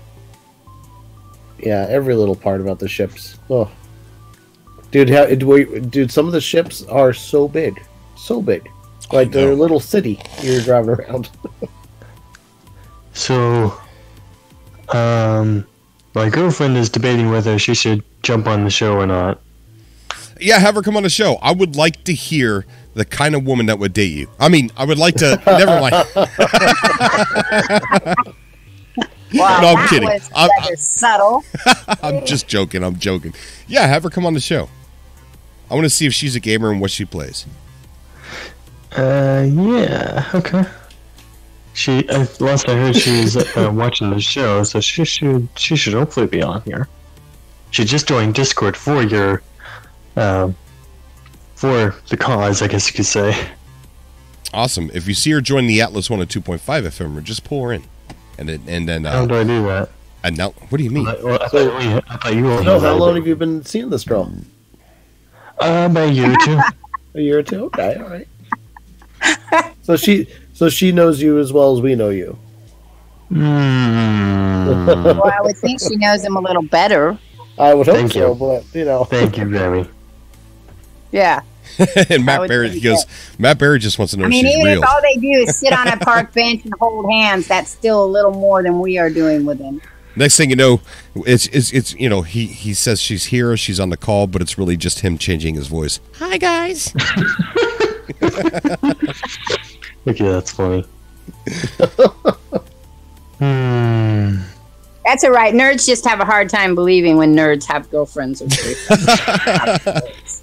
They're very in awe when they find out somebody's married and dating. They're like, "Oh my god, how did they do that? Did they like capture that person? Were they out and just tripped him up, or what was it? Or what was the one that was he blind? That's the one they always tell me. Is he blind?" Cool little story. I was on a call with Snow Obsidian in the pre-show, and he got on camera, messed up a Rubik's Cube right in front of me. Completely messed it up. It was all done, and he messed it up completely, and then he solved it in under a minute. Relatively, yes. No, it was under a minute. Like, the first attempt, you started over and messed it up again, and then that second attempt, it was done in under a minute. Yeah. And this surprised you? The destroyer said that I was Emily all along. Also a pony person? Is it you that's the pony person? Oh gosh, why you got to bring that up? Don't bring that up. Wait, I wonder if she knows. I bet you she's whole concept about. I'm sure she knows because she probably buys them. Wait, so Yeah. okay, I mean, if she's a girl and she's into My Little Pony like you're into My Little Pony, what would she be, a grony? No, she'd just be someone who likes ponies. Right, normal person because she's a female. No, the correct term for that is not brony. It's Pegasister. Wait, there's I've heard that. Pegasister. Okay, all right. Yeah, I've heard that. All right. It boggles Cobra's So is mind. she a I don't know Pegasus? why, though. Oh Jesus. Wait, so I mean, I have to ask. But I mean, all right, who has the stirrups? Oh gosh. Wait, what are stirrups? The things you put your feet in on when you ride a horse. Oh, okay. Yeah, who's on? No, I'm not going to ask that. Never mind. Well, then there's the other stirrups also. Wait, so who's the horse? Yeah, that's what I'm going for.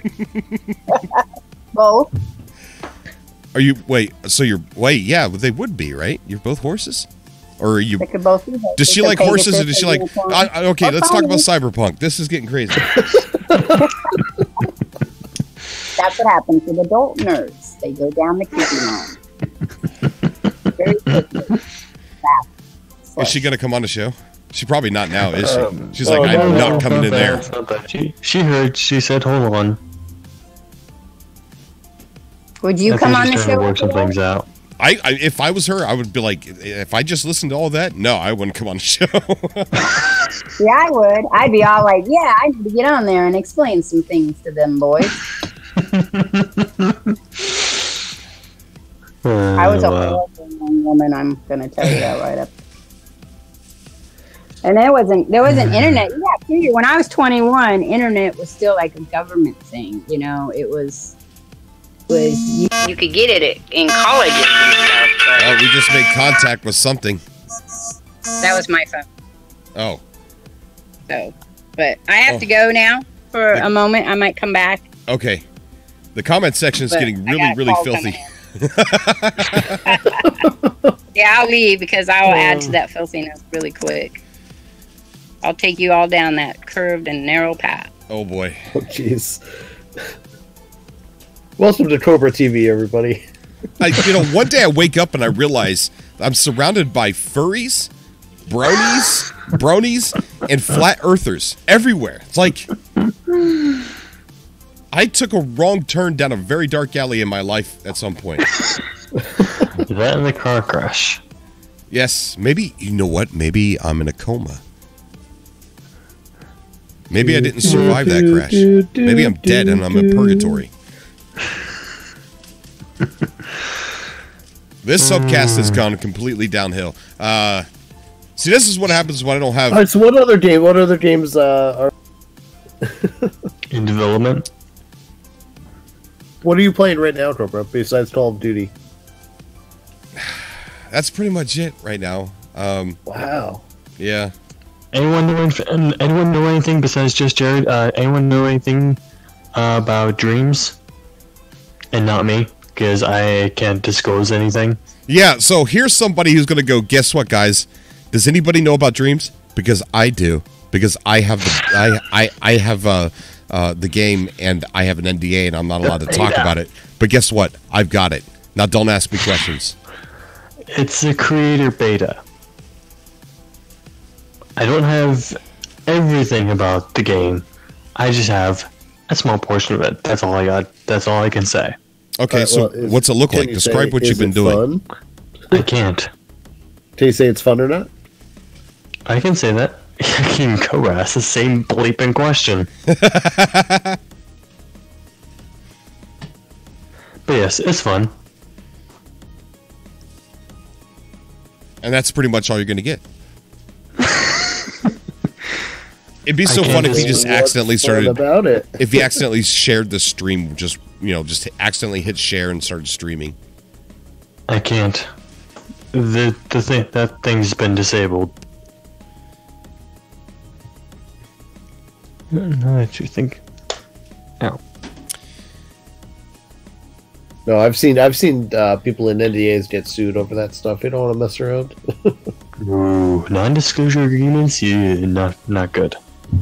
All right, so I guess your Pegasus Except sister. for Cobra with the audio files on No Man's Sky. I guess your sister's not your Pegasus sister's not coming out. Pegasus sister. She's got some laptop issues. Give her a few minutes. Okay, all right. Yeah.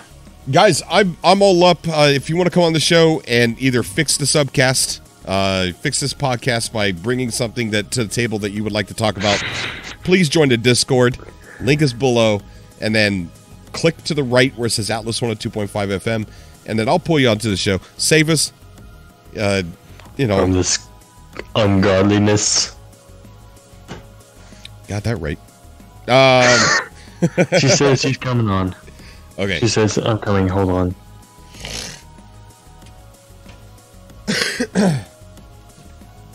So yeah, I'm sorry, I'm still sick. If It's you guys, man, it's all good. It happens to the best of us.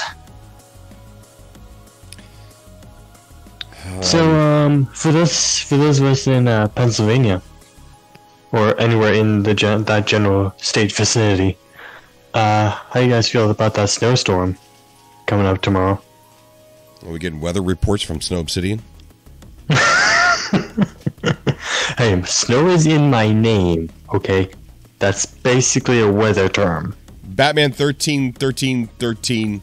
My eyes are messing with me. I can't tell if there's another 13. It says, talking about Cyberpunk, can't effing wait. Me too. Yeah, we've been covering the game. I think we've put out like 4 or 5 videos already. I'm super psyched. I mean, I've got the same feeling of wanting a game as I did with No Man's Sky before release. I cannot wait for this game.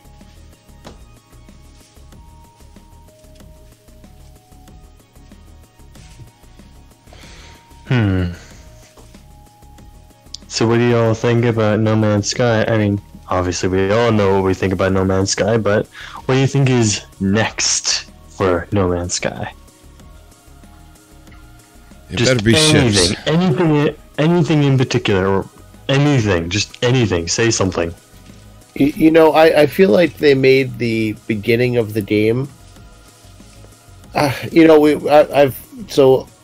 Permadeath. I was watching this person play permadeath. They played for like 14 hours and died, and then they had to do it again. And going through the beginning over and over isn't as enjoyable as it used to be. You know, the beginning you could get through it in a few hours before. Now it's like a 10 to 15 hour process, because you have to go through the building missions. It's a lot more structured, you know. And I don't know if that's. I feel like they need to open it back up. Let people do what they want again. Even the community missions, you know, you have to choose one of the three, and then you kind of like are told what to do for the next 10, 15 minutes that you play. Now, hold on a second. Why is everybody saying Nova in the chat? Nova is next. Oh, because I think Next, and then Abyss, and then Visions, and then the O is next, or something. I don't know. It's some theory out there. I actually have a hunch about something. It's not gonna be Nova, but my hunch actually has an O in it. Phoenix. That doesn't go with Nova.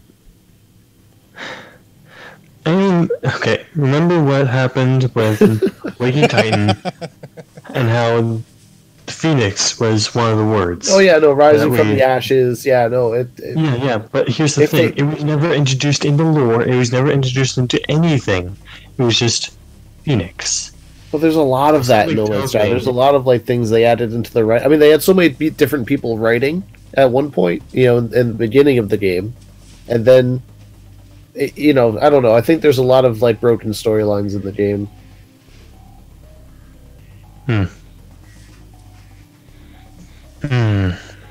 Yeah, I don't know. Okay, so if it's A was Abyss, then Visions, and then so there's got to be an O. If that's the theory, right? What's with AVO? Oh, no, never mind. Anyway, as for my girlfriend, she has to reboot her laptop for some reason. I don't know what's going on over there. What's going on with the laptop? It's giving her some issues. Let's just say it's seen better days. I'm not sure about it. Okay. Yeah. So, what could the A be? Aviation? Well, A was Abyss. Aviation. New ships.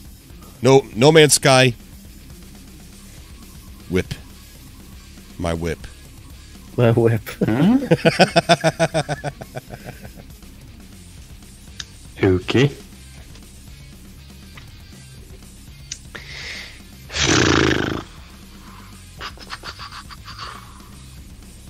Overwatch.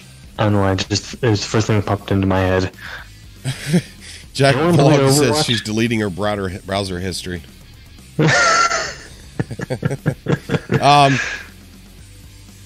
Yeah, I don't know what it could be. Like a lot of the data mine stuff recently suggested that it could possibly be about building and weaponry for your bases and stuff like that. So, and power generation methods and stuff like that. So I don't know.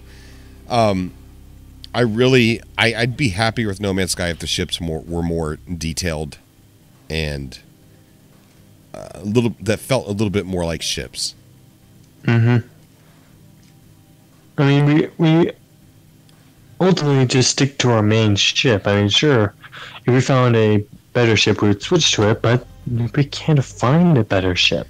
To me, the only thing that really changes is the cockpit sometimes, not even all the time. And it's like, I just want more. Yeah, but you know, they should keep it as it is and still add complete customization. If you want to go out and find a pre-built ship, go find one that's, you know, like you do now. But if you want to build one, they should add that in as well. You know, they've always done well with that, with allowing people to, you know, play how they want. True. So they do it right. You know what I think would be really cool is, you know how the ship, it has... I just realized something. The ship has no joystick. How are you supposed to steal a ship in first-person view with no joystick? Or any control functionality? They didn't have hands. Dangerous-like, where you have the hands holding the thrust with the joystick and all that, and maybe have some keypads on the left, the right, maybe some up above you. We gotta have some of that. Hello Games, you gotta implement this for us. I mean, seriously. I mean, sure. Have you checked out Space Engineers, Ivy Mike? No, I played. What's the other one that's very similar, where you build your craft and you're on Imperium? a planet? Galactic Survival?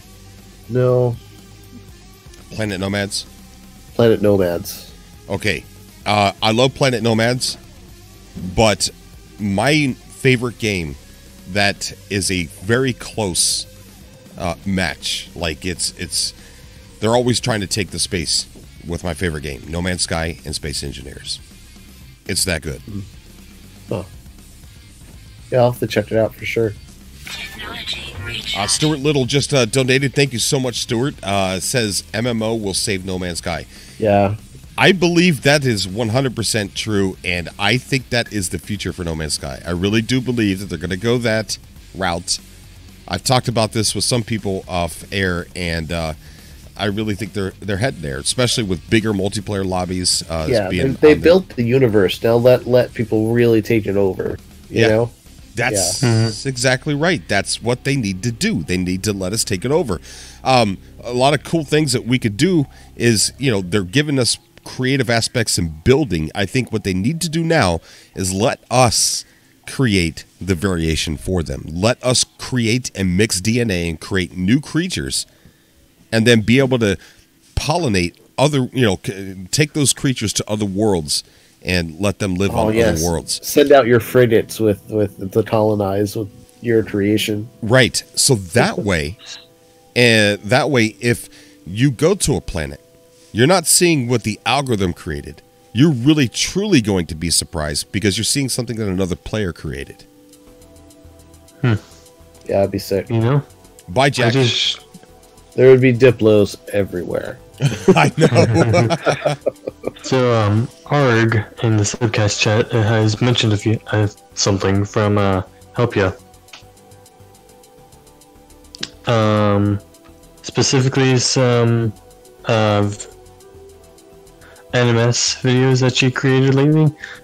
Here's what he says. Just got here. Did Cobra mention Helpia's latest? She made several short, in parentheses, and weird, NMS videos that could express some good conversation. He provided a link. And then he basically continued on with that after in another post saying she talks about some of her ideas for weather, ships, and gravity. So, something interesting there. Okay. Yeah. Yeah. So Funny Imp made a good point and said, as long as I can get lost and be alone, then they can do MMO, and that's completely what I agree with. Put a handful of city planets. You know what they need to get rid of?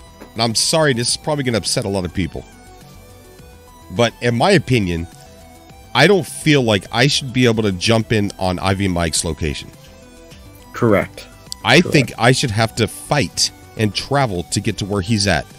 Now, a lot of people probably don't agree that wouldn't be fun. It would be fun because when I had to travel to the Galactic Hub a couple years ago, that was the biggest accomplishment I've ever felt in a video game because I had traveled so far. And I found the needle in the haystack. Not only did I get to the entire region of the Galactic Hub, but I got to Lenin, the capital of the Galactic Hub. Yeah, I mean they figured out the portal problem, so now you can go visit someone, but you can't stay. So if they take away the jump in multiplayer, right, that would be perfect. You can still visit someone through a portal, but you can't build a base there. You can't stay there. You can just visit. If you want to go there, you got to get there. And yeah, that would be. I agree. Oh, so awesome. I 100% agree, man. That jump in multiplayer's got to go. I'm sorry. I know a lot of people probably like it. I don't, because it doesn't make it feel real anymore. It makes it feel, I don't know. I can't explain it. Yeah. Yep. Yeah. Vilmer says the problem with that is it takes too long. Most people don't have patience. And go play another game.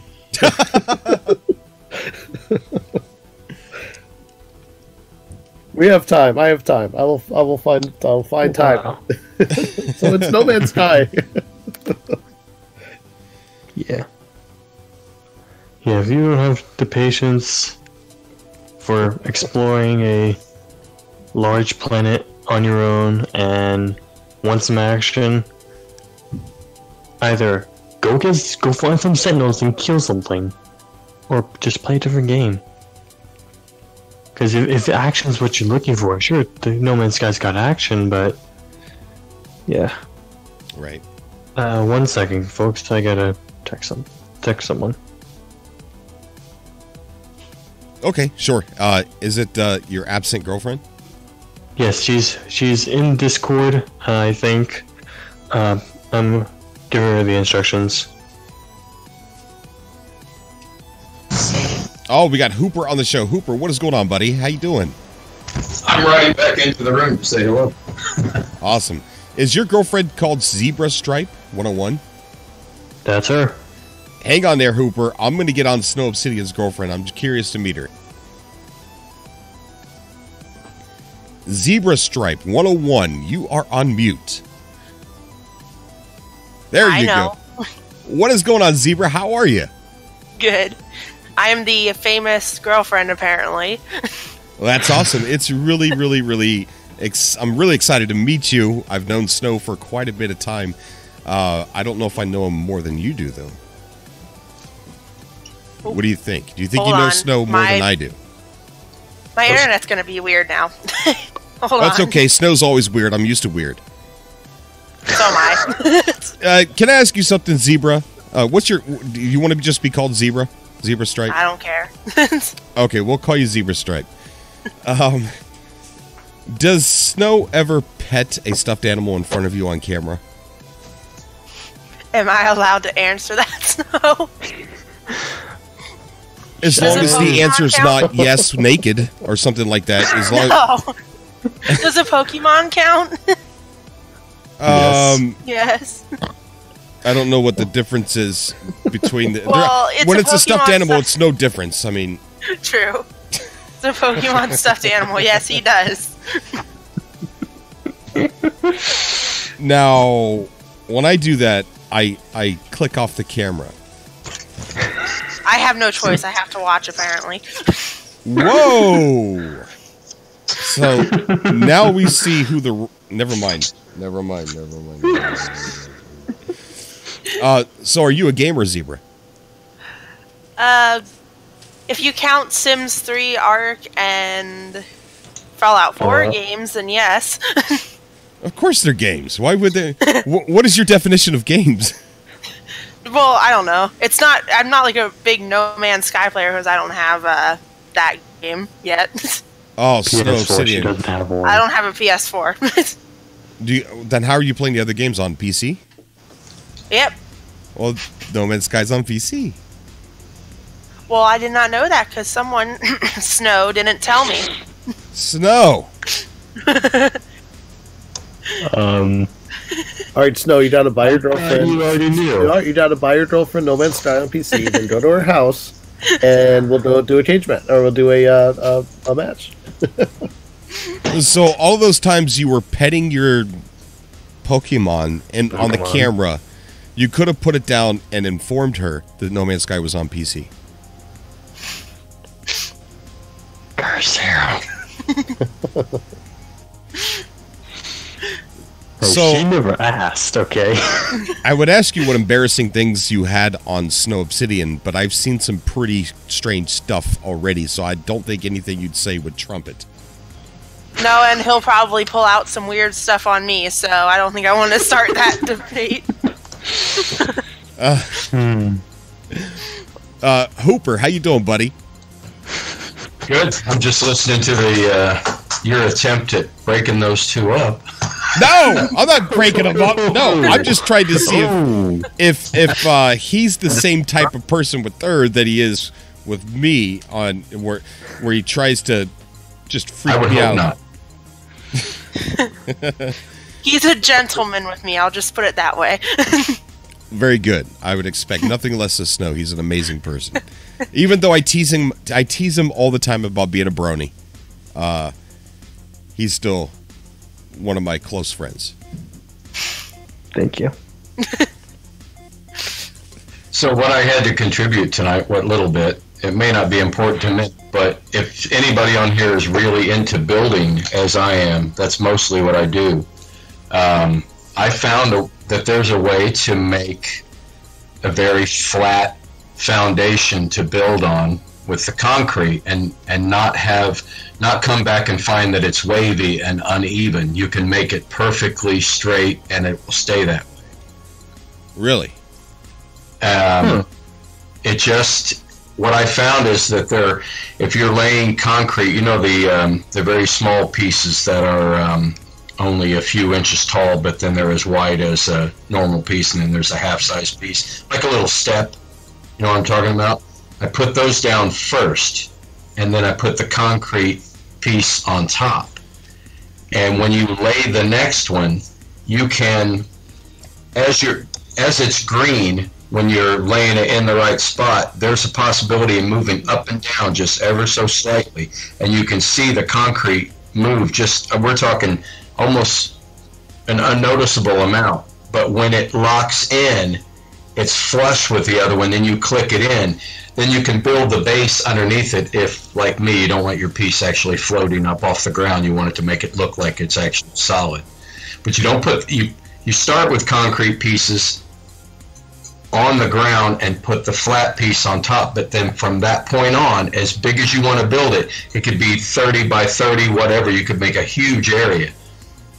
You interlock the tiles first and then build the base underneath them, and you can make the whole thing flat. It took me a couple days to build a good-sized piece and then build a building on top of that. But it, just like when you build a building, sometimes you walk through it and the grass is coming up through the floor, right? Mm-hmm. It's just a way of avoiding that. You're raising your tile is there, but it's above the ground, just by a few inches. But when you lay a concrete piece, you can build upon that and keep them all flat, and it actually works. Huh. Very interesting. Very interesting. Makes sense. I hope I was able to describe it fairly enough, but I have built multiple bases in the same area on islands, and then almost connected those bases. One of them sort of overlaps the other, so I run up to the edge of the base and I jump off just a few inches, and now I'm on another base. So I'm literally building a city of multiple bases that are connected. That's really awesome. I just got a private message from somebody. He's a developer. He's working on a game that is similar to No Man's Sky, but I think it focuses more on space. You can get in and out of your ship. He did tell me that we're going to be some planetary stuff, but and I can't remember what the name of the game is going to be.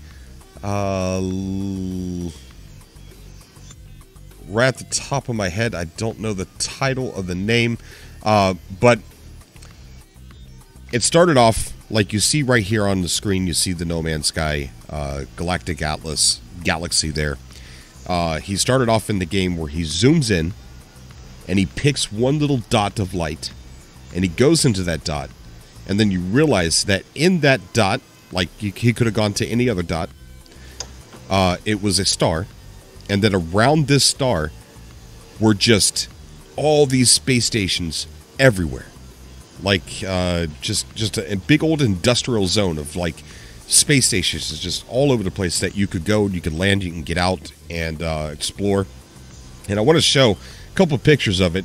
He wanted me to keep it quiet, but he just messaged me saying that if I wanted to, I could show a couple of pictures, and he gave me a couple of pictures to show. So I just want to kind of share it with you guys just real quick. I don't have a whole lot of information to say about them, but here's a picture here on the screen. See all those dots in the sky. It's just like in No Man's Sky, but there is no galactic map. You can literally just travel to that star from what the gameplay video he showed me looked like. But here's a space station that he decided to land on. Again, I'd have to show you the video to give you the whole perspective of what it was like to go through space to get to this point. And then I'm going to go over here and show another picture here where you can see the star in the background. And then you got 2 ships here docked at this space station. Sorry to interrupt. We just got Joe Headshot is now following us, I think, on Twitch. How you doing over there, buddy? Guys, on Twitch, I haven't enabled the comments to be able to see them over here just yet. So if we're broadcasting from YouTube primarily. So if I'm not responding to you guys in the chat, then I'm very sorry about that. I just can't see it at the moment. If I may, Cobra? Sure, go ahead. I gotta go. I gotta go for a little bit. I might be on later, but I'm not sure. So you gotta leave? I for a little bit, I think. Well, what are you doing to him, Zebra? Yeah, leave. I don't know, but I was gonna peace out too and wait for him to come back. No, we're gonna keep you. Can we lock her here? Let's just lock her right here. Just I could right click. No, I'm kidding. I'll see you guys. Yeah, I know. All right, bye. All right, bye. Nice meeting you, Zebra. Nice And I'll meeting be you back, too. hopefully. Okay, thanks for the warning, Snow. Yep. Bye. All right, we're gonna get a character in here. Ooh. Yeah, that's right. That's you, Ronk. Yeah. What's up?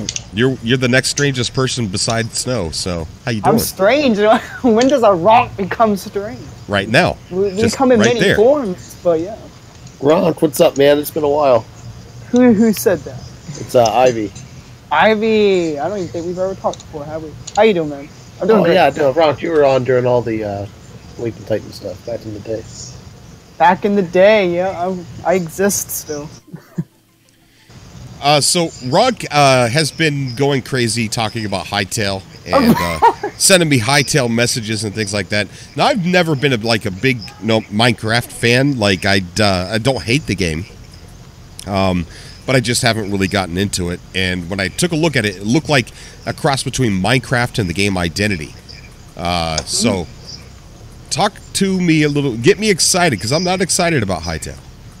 Oh, that's a shame. Okay, well, let me start then. Let me think about this. All right, so, you've played Minecraft before, so you already know what Minecraft is like, right? Yes. All right. Well, take that thought. Let's say, Minecraft was an old game. It was created almost a decade ago. So technology has improved, games have improved. Now it's time to take it up a level. So that's what this game will bring. Many more ways for people to create things with their own built tools. So you'll have modding tools, you'll have just tools for everything. This will make the creative perspective of games grow even further than what Minecraft's envision was. Mechanics, everything's going to be just better. There's going to be dungeons, portal dungeons, there's going to be planets. Just the first planet, which is called Planet of Orbis. There's 6 zones, only 4 of them are announced as of now. Each one of those zones get harder than each other. They all contain their own mobs, their own biomes, their own adventures. So I'm not sure what else to say. I don't know if it's so much. You know what I mean? They're pretty well at keeping it secret. There's a lot to the game, though, compared to Minecraft. It looks like its backbone is going to be on community. Like, it looks like definitely. Group together and build palaces or forts or stuff like that, like little cities together. And and then the other aspect of it looks like exploration. I did even see a part where you could actually build movie theaters and go in and watch movies together. All through the game. Yep. Okay, Matt Barrett, thank you so much for joining, buddy. Yeah, hope that's good enough. It looks like something. It looks like a cross between Minecraft and Boundless. Some people say that. Some people say Terraria. There's a lot of different answers. But me personally, I'm very hyped for it. It's obvious though that I'm hyped. What has you hyped the most? I don't know. It looks to me it's amazing because I'm used to playing a game. It's just literally there's nothing you can really do. This game expands upon everything in every aspect that Minecraft did. If that makes sense. The software and everything is just much better for the game. It does look interesting, but definitely I'm just not super hyped about it. It might not be your type of game, Cobra. It might not be your type of game. Yeah, I don't know. What? I'm definitely going to keep an eye on it. We're going to look at it. I don't know. It just I don't know what are people in the comment section? What do you think about Hytale? I bet you half of them don't even know what it is yet. Now they're all gonna be like, "Oh, I gotta check this out." There's a lot. Have you checked the website, Cobra? No. Alright, there's a lot on the website that's not in the trailer. They have cover art, they have screenshots, all kinds of stuff like that. Okay. Well, I'll take a look at that, and I'll see if I get excited. And I don't know. Hey, you know, everyone's different, so I can't guarantee that. That's just me personally. I'm very excited. Yep. So I might be excited about it from what I can see here. I mean, I've never played Minecraft, but I might be excited about something like this if it weren't just. It looks like it would be time consuming and really involved, and having already an alternate universe with which to play with. I doubt I would take this one on as well. I see. Yeah, it definitely looks like it's very time consuming, especially if you're going to join a community of other people. Yeah, how is it as a single player game? Well, what I heard, you will be able to friend people and stuff, and you can have up to 5 people in a single player, so it has a built-in thing, I don't know, like connect to LAN type of system, I'm not sure. But I'm sure there'll be a way to disable that so you can play single player. There's story. There's a lot of story in the game. Well, I just seen a feature on here. Where did it go? Something about how you could literally make movies. Yeah, it has built-in stuff for YouTubers. Mini games that you can create.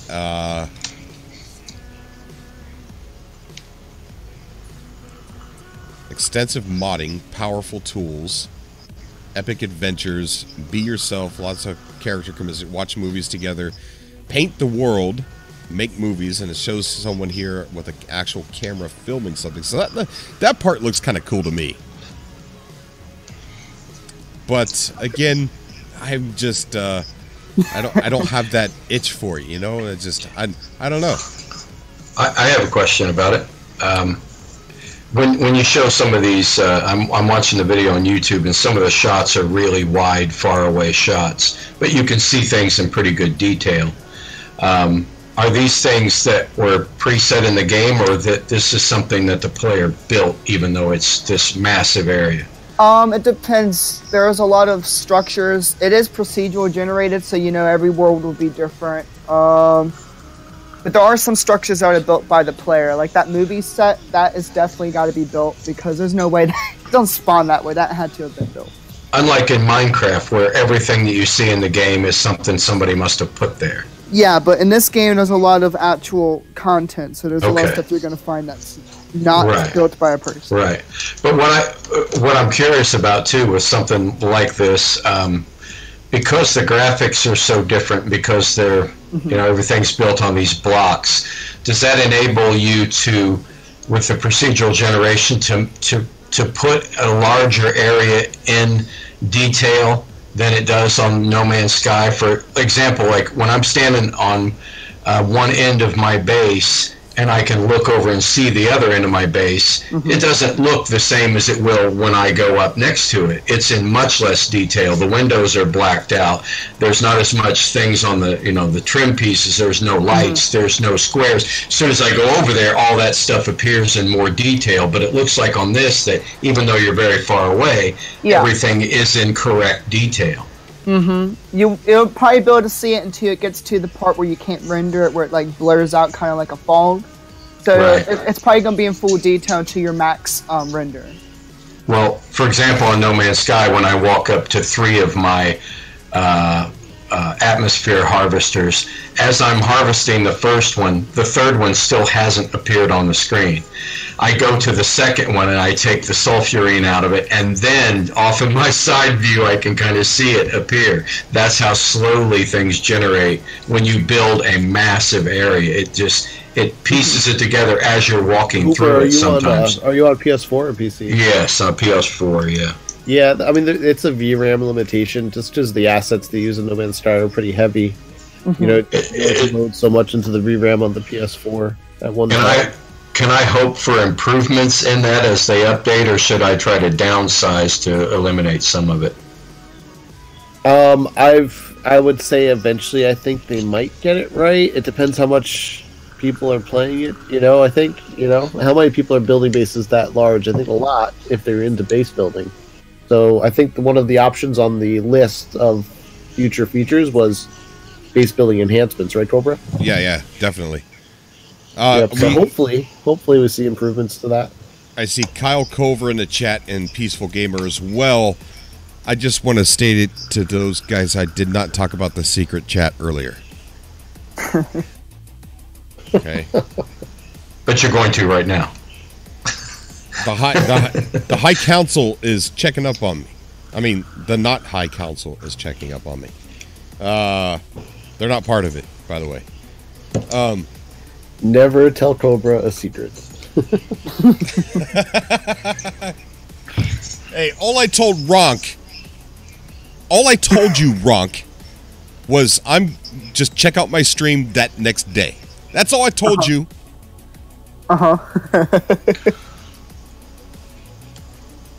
The chat logs are still there. I didn't delete them. All I told you was check my stream the next day. And I don't remember you telling me that, but okay. You didn't know it was me because I was talking to you on Relay. Oh, back in those days, oh man, the Relay days. Yeah, where Emily was going to infiltrate my show. Right, and I wanted you to kind of like, hey, Cobra's got something up. Let's watch Cobra, so that way people could see the Waking Titan carry on. And then people said I leaked it. I didn't leak it, right? I just said, watch my stream tomorrow. That's funny. But anyway, I don't know if you're still looking at the Hytale fan. I see it still paused on the stream. You should totally go on the website, though. Maybe that'll help you think a little bit more about it. I'll go over a little bit more detail. I'll see if if it interests me, then maybe I'll make a video about it. But so far, I'm not entirely too interested in it. I mean, I'm not saying it's a bad game. It looks like it's fun. It really does. And like Durgan in the chat says, yeah, it looks like what Minecraft should have eventually have become 10 years ago. And I can't agree more. Yeah, the blocky style just doesn't do it for me. Any game that has that blocky Minecraft style, like, just put a little more love into the graphics. Don't be lazy, developers. No, I think they purposely put it into that blocky aspect because people kind of like it, but they kind of no, they do it just it's easy. It's easy to develop. I'm sorry, it's easier than doing like high tessellation graphics. But I like the blocky style, though. That's why I'm happy they did stick to it. Go for it. It's like Legos. It's like Legos. Some people love them. They could have done it a different way, but they decided to still stick to that blocky aspect. But I there's something weird about that voxel type gaming that people really love, and I like low poly games, so I can understand why people would like voxel games, because low poly is not good graphics, but you can make it look good with shaders and stuff like that. But voxel games, it seems like a lot of people gravitate towards voxel games. I mean, look at Boundless. Boundless has got a huge community, and it looks like a No Man's Sky version of Minecraft. There's a lot of voxel games coming out this decade. That's just a lot. My guess would be that the reason people like them is because they like the game. Like, they're playing Minecraft and it looks like this, but they would have played Minecraft just as enthusiastically if it looked better. They were playing it because they love the game. They were putting up with the fact that it was limited in its appearance. And the larger you make something and those blocks, you know, the more detail you have, I guess, you know. Right. Yeah. But I think it looks fine. It's just something that doesn't appeal to me, but I'm not a big gamer. I play, you know, Project Cars 2 and No Man's Sky, and that's pretty much it. So. Jason's in the chat. Jason the King, how you doing, buddy? Jason the King has been with this channel since 2014. Thank you so much, buddy. What a long-standing dude there. Yeah, I'll look into it. All right, so you're not going to do it live with us, and you're going to do it behind the scenes. I'm going to do it behind the scenes, just, you know, because, like, I know a lot of people are probably going to like Hytale. And if I don't, I don't want to, I don't want to bring, and I don't necessarily want to call it negativity. You don't want to make people feel weird about it, for sure. You want to let them, if they like it, let them enjoy it type of Right, situation. exactly. And if I'm not interested in it, I don't want my opinion to affect anybody else. You know what I'm saying? I know, Totally understandable. I know that's going to be a good game, but not all games are for all people. True. But it does look ambitious in the multiplayer and community aspect. And that's one of the things that has me looking as the ambition of the community and stuff. But I'll look into it off here. All right, all good. But that's great that you're going to at least take a look into it. You know what I mean? I definitely will. Okay. Let's see. Yeah, we're almost coming up to the end of the show here real soon. We got J-Spot. Let's get J-Spot in here. J-Spot. Hey, I didn't see you there, buddy. How you doing? J-Spot J. What's up? What's going on, buddy? How are you? I'm doing good by yourself. I'm doing great, man. I'm doing great. You got your face in your pillow? No, I have a new mic. What? I have a new mic. Oh, you have a new mic? Yes. It's a My Pillow mic. Well, It's Mike Lindell made No, a new it pillow. sounds good, J-Spot. It sounds good. Just get a little bit closer to it. It's on my head, though. Oh, gosh. What's on your mind, J-Spot?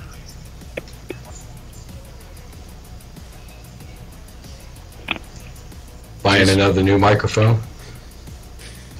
Did it come with How's headphones? this? Huh? No. No. What's on your mind, buddy? What brings you on the show tonight?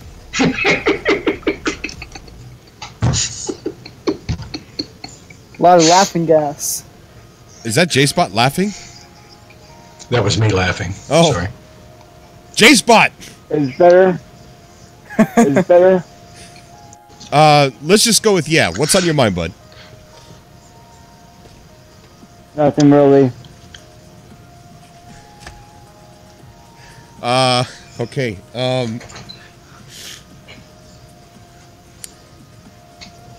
I got a bad joke to tell if there's nothing else going on. Ever since you told me about Pal Me 2, like, okay, what's your joke? Oh, shit. This pirate walks into a bar. The bartender recognizes right away the guy's not in costume. He's an actual pirate. He says, wow, you're authentic. You got a peg leg. What happened to your leg? And he said, a shark bit me leg off climbing into the boat. And he said, I noticed you got a hook instead of your hand. What happened there? And he goes, well, we were scuttling a ship and a guy chopped me hand off with an axe. And he says, well, I noticed you got a patch on your eye. What happened there? And he goes, well, a seagull shit in the eye. He said, you lost your eye from that? And he goes, well, it was the first week I had me hook. That's pretty funny. That's pretty funny. Kyle Culver says, quality conversation. Yes. I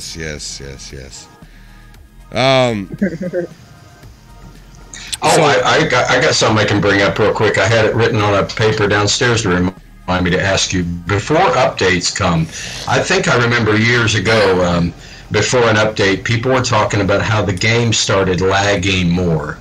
They had problems with performance right before an update. Is that the case, like a week or so before, because they're messing with the game? Could that be part of what I'm seeing? Oh, I remember. Yeah. Well, no, this wasn't before we had any updates, but I remember when I think it was. I can't remember if it was like if it was pre-Next or pre-Atlas Rises, but there was a lot. I think it was pre-Next. There was a lot of. It wasn't really lagging. There was crashing. There was a lot of crashes, a lot of weird glitches, and there was a lot of connection issues where you couldn't see orbs or your bases weren't showing up for everybody else. Things weren't jiving properly, and I think that was because they were getting the servers ready to go live for Next. I think that was during Next.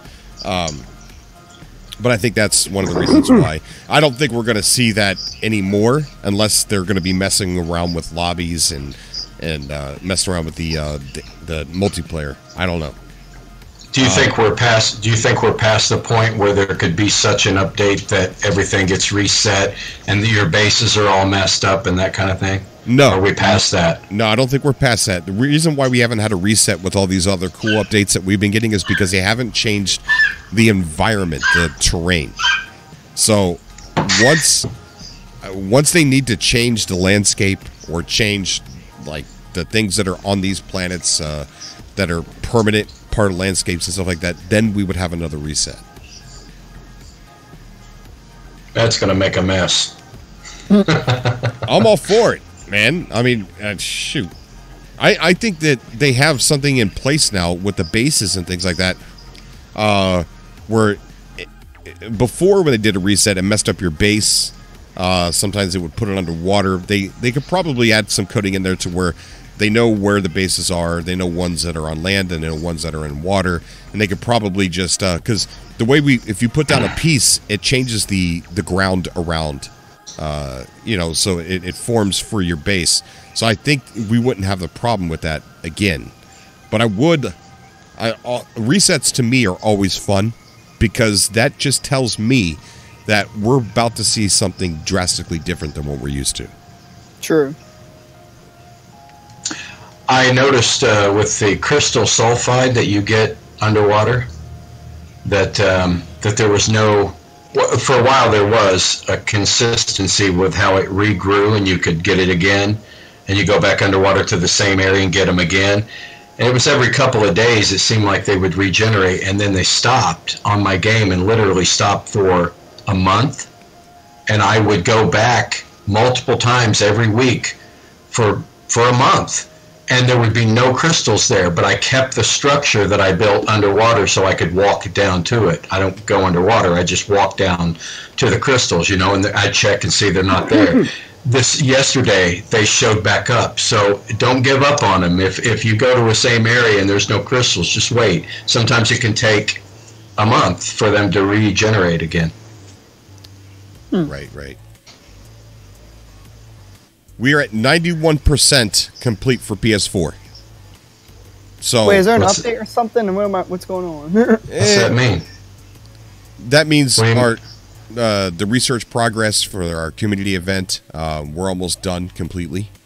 So here's the thing. What I'm concerned about, are we going to have to wait out that 5 days that are left, or could we be the answer to the next update?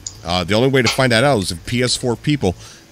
Community get on there and start doing the rest of those missions that we're supposed to be doing, and see if we can push that to completion and see what happens. I think the 5-day countdown that we've got for the deadline is, I think we're getting an update. I don't think at this point there's no reason to extend it like they did before, because we're about to be complete. I mean, it shouldn't take much of us to get that 91% to 100%. True. So, yeah, I think we're due for an update here pretty soon. Well, I backed up my game just tonight onto a thumb drive. Oh, did you? Yep. I don't know what good that would do me if there was a major reset. I don't know if it would help me or not, but I would try it. It'll help you if an update breaks your game and you have you'll have a hard copy at least. Yeah. Yeah, but wouldn't it continue when I went back on again? Wouldn't it continue to break it? Well, your hope is that they will patch out whatever is breaking the game, and then you load it back, and then you'll Okay. Yeah. So I hadn't backed up in about 4 months, so I thought I'd better do that. Ant-Mun's asking about the percentage for PC. They're at 100%, and so is Xbox One. So the only one lagging further behind is PS4, which a lot of people told me that it's maybe not the fact that Xbox One are more active than we are, but the community might be smaller. And the same way with PC as well.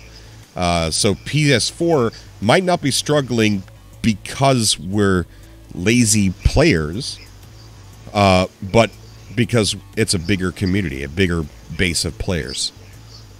So that could be. I'm not sure. I'm a lazy player.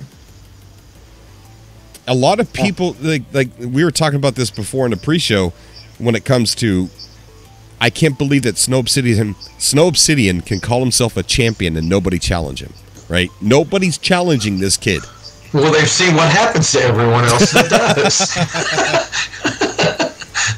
And you don't see that in communities. If somebody came out and said, I'm the best Call of Duty player, you're going to get challenged, right? Yeah. Right. And I'm offering a real prize, an authentic Atlas level 4 pass to the person who can beat Snow Obsidian. Actually, I raised it today. I'm offering 2 Atlas passes to the person that can beat him. And what do those Atlas passes do? Oh, thanks to Allison Smith, they don't do anything. They're collectible. An Atlas pass and $5 will get you a good cheeseburger, right? Oh yeah, by the way, was there anything else about the food files we found? No, nothing yet, but that's a good thing to look at because that's a lot of work that they went into, right? Think about how much work that is to create refiners that actually, that cook the food, that, ways to get the food, all the different coding that went. That's a lot of work for them just to scrap it and not use it. So I'm very curious if they're going to bring that up at some point in time in the game and how. Hopefully they only implement that into survival mode. And, to make it like the harder mode where you have to eat. Well, we already got a hunger bar. It's called life support. And when it goes... that's oxygen. When it goes down... That's your oxygen. But listen, when it goes down, you feed it just like a hunger bar, and it goes up for a little while. Right? And then it goes down again. There's so much screen left. You'd put so many more bars. What if you just got rid of what if you just got rid of the life support and it just turned into hunger tank, though? But then you wouldn't have oxygen. But you wouldn't have oxygen. But right now we're not eating either. Well, yeah, I guess we don't need either since we're simulations. Right? Exactly. Well, yeah, true. That is true as well. So Sword is Sword said Therm King has been training for the rematch. All right.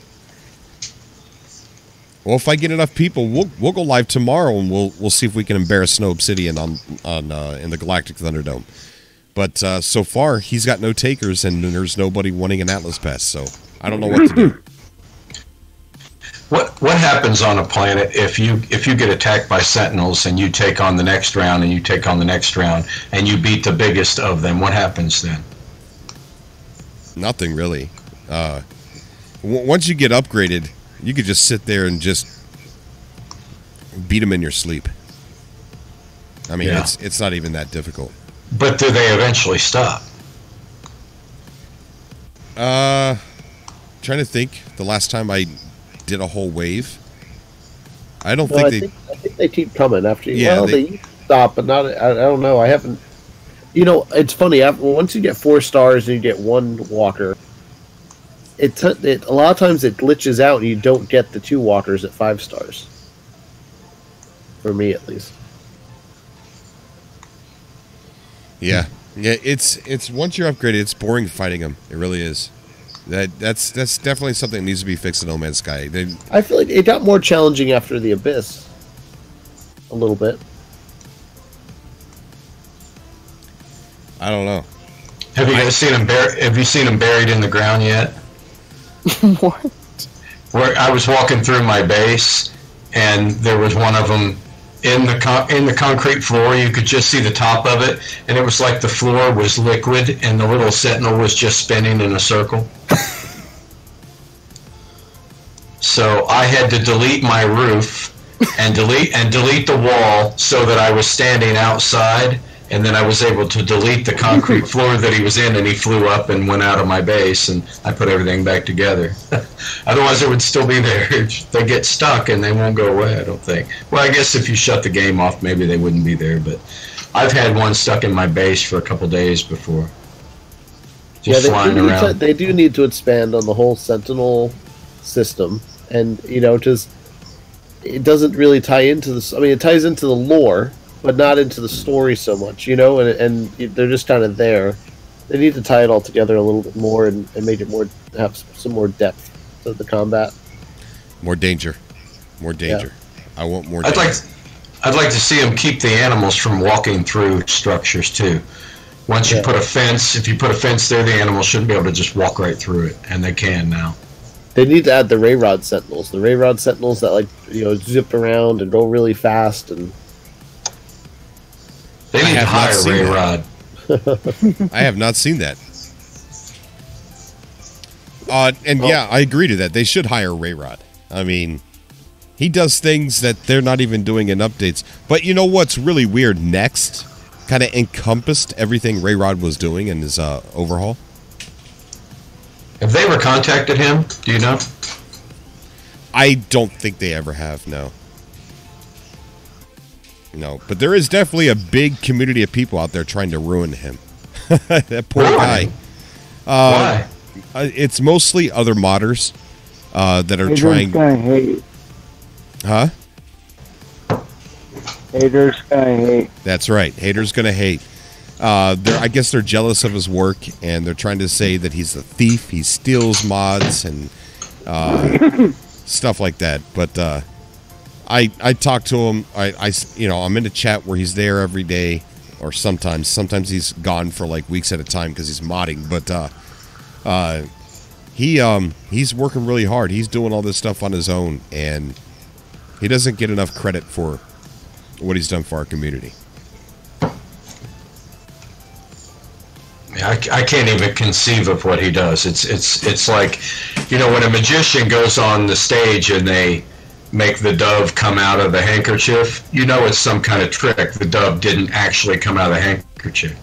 But what he does with mods is no less amazing to me, and he's actually doing it. He can actually play the game. He's not just horsing around and making, a quick little video where he's edited something. He's actually making a playable version of a game. I just can't conceive of the math and the programming that must go into something like that. It's beyond me.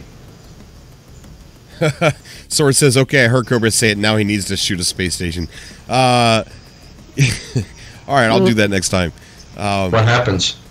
Oh, you get obliterated by Sentinels.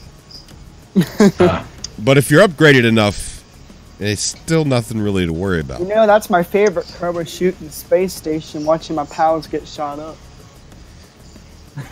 It was funny, Snow Obsidian, I was watching him stream one day, and he found an abandoned space station, and there was pieces floating in space and stuff like that around it, and he hit one. And I'm like, I said, hey, Snow, shoot the space station. It makes more pieces fall off. And, of course, I'm lying. I know what happens, right? And he'd never seen an abandoned space station. So he turns around and shoots it, and all of a sudden he gets attacked by a million Sentinels. I've seen worse things happen. I've seen it where I made all those Sentinels actually attack NPCs, and it was a constant war going on. Yeah. There'll be like 20 Sentinels, and there'll be like 20 whatever NPCs fighting it. Crazy. Yeah. So I don't know. I don't know what we're getting for the next update. I'm confused. Food. Well, that's there, and the recently data mined building things and base turrets, that's there. Power generation modules, those are there. So we'll see. I don't know what they're gonna. My hope is I want better ships. I want that to be the next update, but I know it's not gonna happen. Man, I want that so bad too. I've got 4 or 5 that I've never even flown, and I'm not interested in having. I haven't just because of their value and their size, and I want to trade them in on some new ships when they make them. They've got to make more ships. I know. I want to see moving freighters and stuff like, that would be cool. Yeah, and darken the skies too, like that. Those pictures that you showed earlier from a new game coming out, that made me really kind of jealous of that look for sure. When I'm sitting on the outside of a frigate or a space station looking out, I don't want to see an orange sky. I want to see it black with those little pin lights, and the sun looked really good on that picture too. Yeah. That looks really neat. Yeah, Hey, Cobra, in the Discord, I just threw up a link to a video of Ray Rod's. It had Ray Rod's, all of his Sentinels in there. It's pretty cool. Okay, let me check it out. Where did you put it? In the Discord. Public? In the public chat. Gotcha.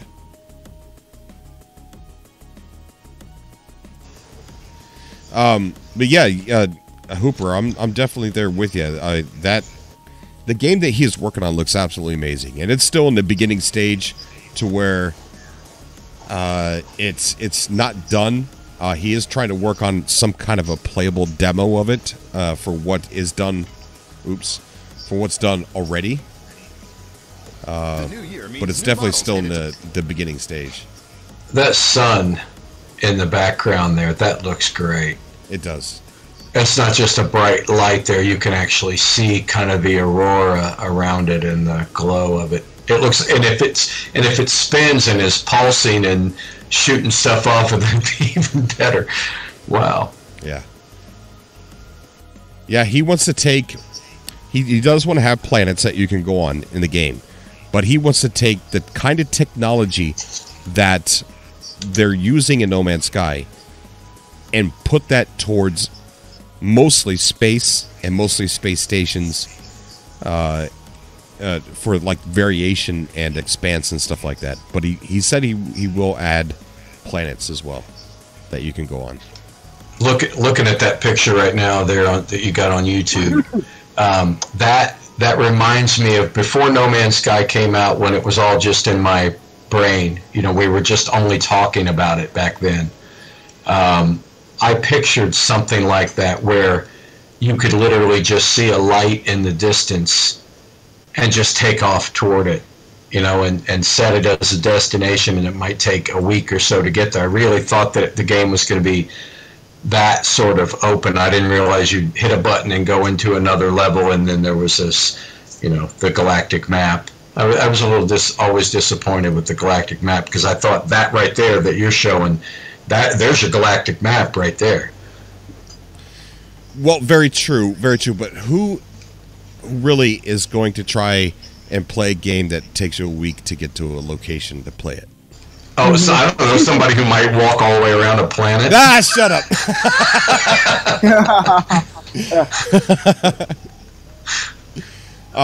Yeah, I know. Yeah. I mean, I get it. But I also understand why they kind of quickened that a little bit. Sure. And people have proven, they've gone down on the planets and they looked up at the sky, and then they went into space, and like they mapped out the stars that they seen from the planet. Then they went into space and they used the galactic map and what they seen from space and compared that to the map, and it's legit. I mean, those are the same stars. So I didn't know that. I'm pretty sure that the capability to be able to travel to a planet is there, but I think they just did the whole quick travel just to make it more playable, sort of like how their excuse for quick atmosphere travel, that they wanted it to feel like you're playing a movie like Star Wars or something like that, instead of actually trying to get 8 minutes through an atmosphere going down to the planet. Which what I would like. What is this video we're watching here? How is this thing not attacking him? This big Sentinel. Do you ever see those when they're just out strolling around? Sometimes, yeah. Yeah, you could come across them and they're just walking around for whatever reason. I thought they only ever appeared on the planet once you drew them in by doing something. I think they're supposed to, but glitches. This is modded. This is Ray Rod's mod, so there are planets where these things were just all over the place. And watch the flying Sentinels, how they move. Like they're so much faster. Oh, they're quick. Yeah. Oh, I would hate that. I can't handle that. That's too much. Oh, I wouldn't like that. Oh, that is a sick shit. It'd be like Monty Python for me. Run away! Run away! Oh, this looks fun here. See, Hello Games needs to add this for people that want it. More danger, more combat. Yeah. Yeah, no thanks.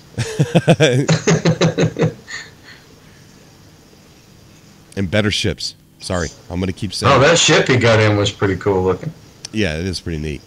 So that's a Battlestar Galactica. Oh, they ship kept that, firing at him even though he got in his ship. They kept firing at him. Kremet designed and added into the game. So it's actually the Battlestar Galactica fighter. Yeah. Man. And he's fighting him with his ship. That's badass. Huh. I think he just walked over to one of the Sentinels and teabagged it. I did. But wait, watch the Sentinel that comes after me now. Hold on, if you wait one more second, you'll see the flying one. It's insane. Oh wait, this is your video, Ivy Mike? It is, yes. Oh, so you did teabag it? I did.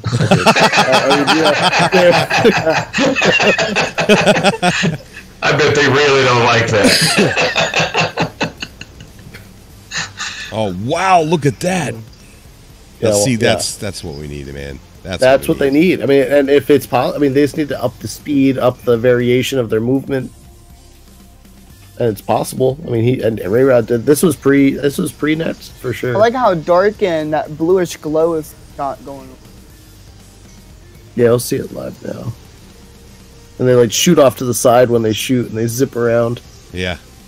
Don't y'all kind of wish that though, that No Man's Sky would kind of get pitch dark on some planets, so it's very irritable to be walking around. Yeah, make it so you have to use your flashlight. There was a time though I was in a forest and I was just parked there for like 10 minutes. I don't know what I was doing, but I looked up and some demon-looking wolf walked past the thing. I'm like, I'm not getting out of this.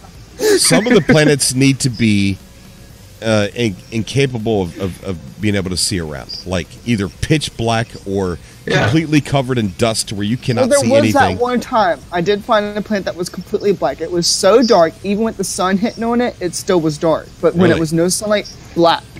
So it was just so eerie. But there was no life on the planet, but it was just so eerie to walk around, not being able to see much more than what your light bulb would project to.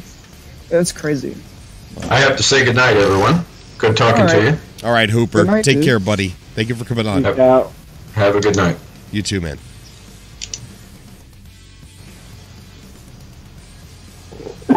Okay, we got links in the chat saying I'm the developer of that game with the screenshots. Let's go back and take a look at that here real quick and see what he's talking about.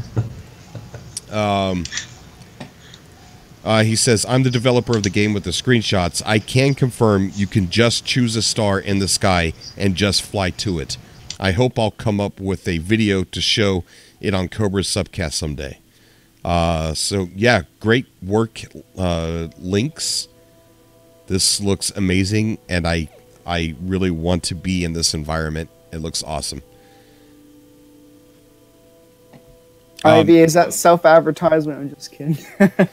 By the way, Links, I would love to have you on the show at some point in time. Not today, because we're probably going to be closing it down here pretty soon. But Links, if you have any links, that's weird, that you want to share with us, then send them over to me on Discord. I'll share them with anybody else. If you want to keep things still pretty secretive, that's fine too. But I would like to have you on the show sometime to talk about what you're doing here, because it's absolutely amazing. It's ambition that I go, just crazy over. And this is the type of ambition that I do go crazy over. So, yeah, just hook up with me. Even if you don't have too much to talk about, I'd still like to have a conversation with you on the Subcast. So, let me know, Links. And what's the name of this, by the way? I can't remember if you told me. Very curious. Makiti, the game and the screenshots there is a game. The developer's in the chat right now. His name is Links. Trying to figure out what the title of it is. But he's making it's going to be similar to No Man's Sky, but more focused, a lot more focus on space and space stations, and you're going to be able to get in and out of your ship. Let's see. Link says, thank you. I think we could show it a bit by bit on the Subcast sometimes. Okay.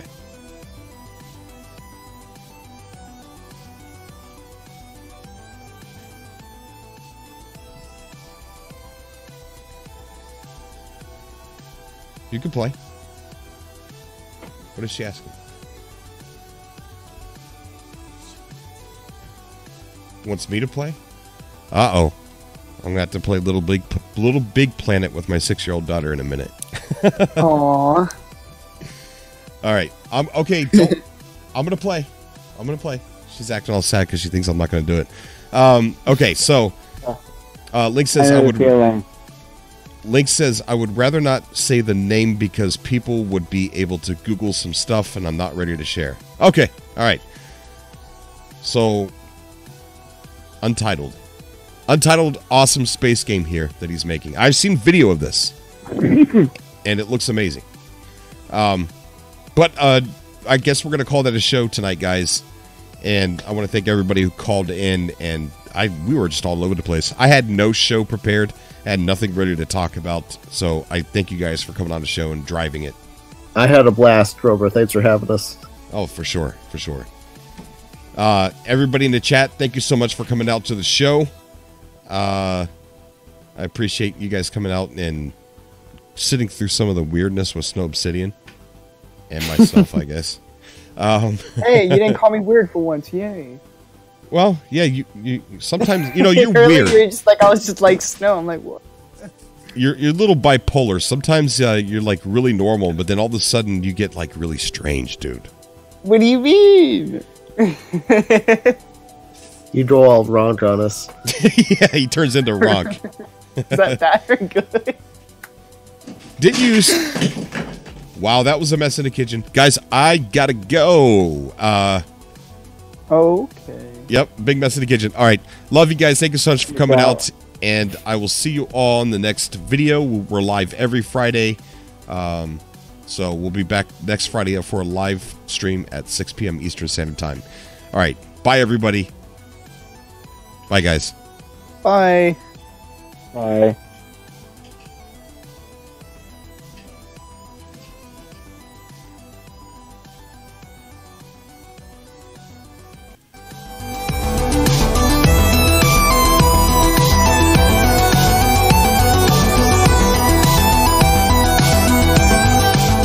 If you guys would like to help support the show, we got Cobra TV shirts down below where you get to help support the show and you get something in return. So it's better than just a donation. The money goes right towards Cobra TV to get better equipment, to be better, to make a better show. Microphones, cameras, and stuff like that. Right now, you don't want to see me on camera because I was overdue for a haircut in October. Then I got into the car accident, and I haven't had a haircut since, so I look really bad. So I'm staying off camera for a little while. But the link for the shirts, the t-shirts are down below. We got them where it says Cobra TV on the front. And then we have more inconspicuous ones where it says Cobra TV real small over the left chest. We've even got pink ones. We've got red ones, black ones. But that's all we got for tonight, guys. I will see everybody in the next video. Until next time, everyone.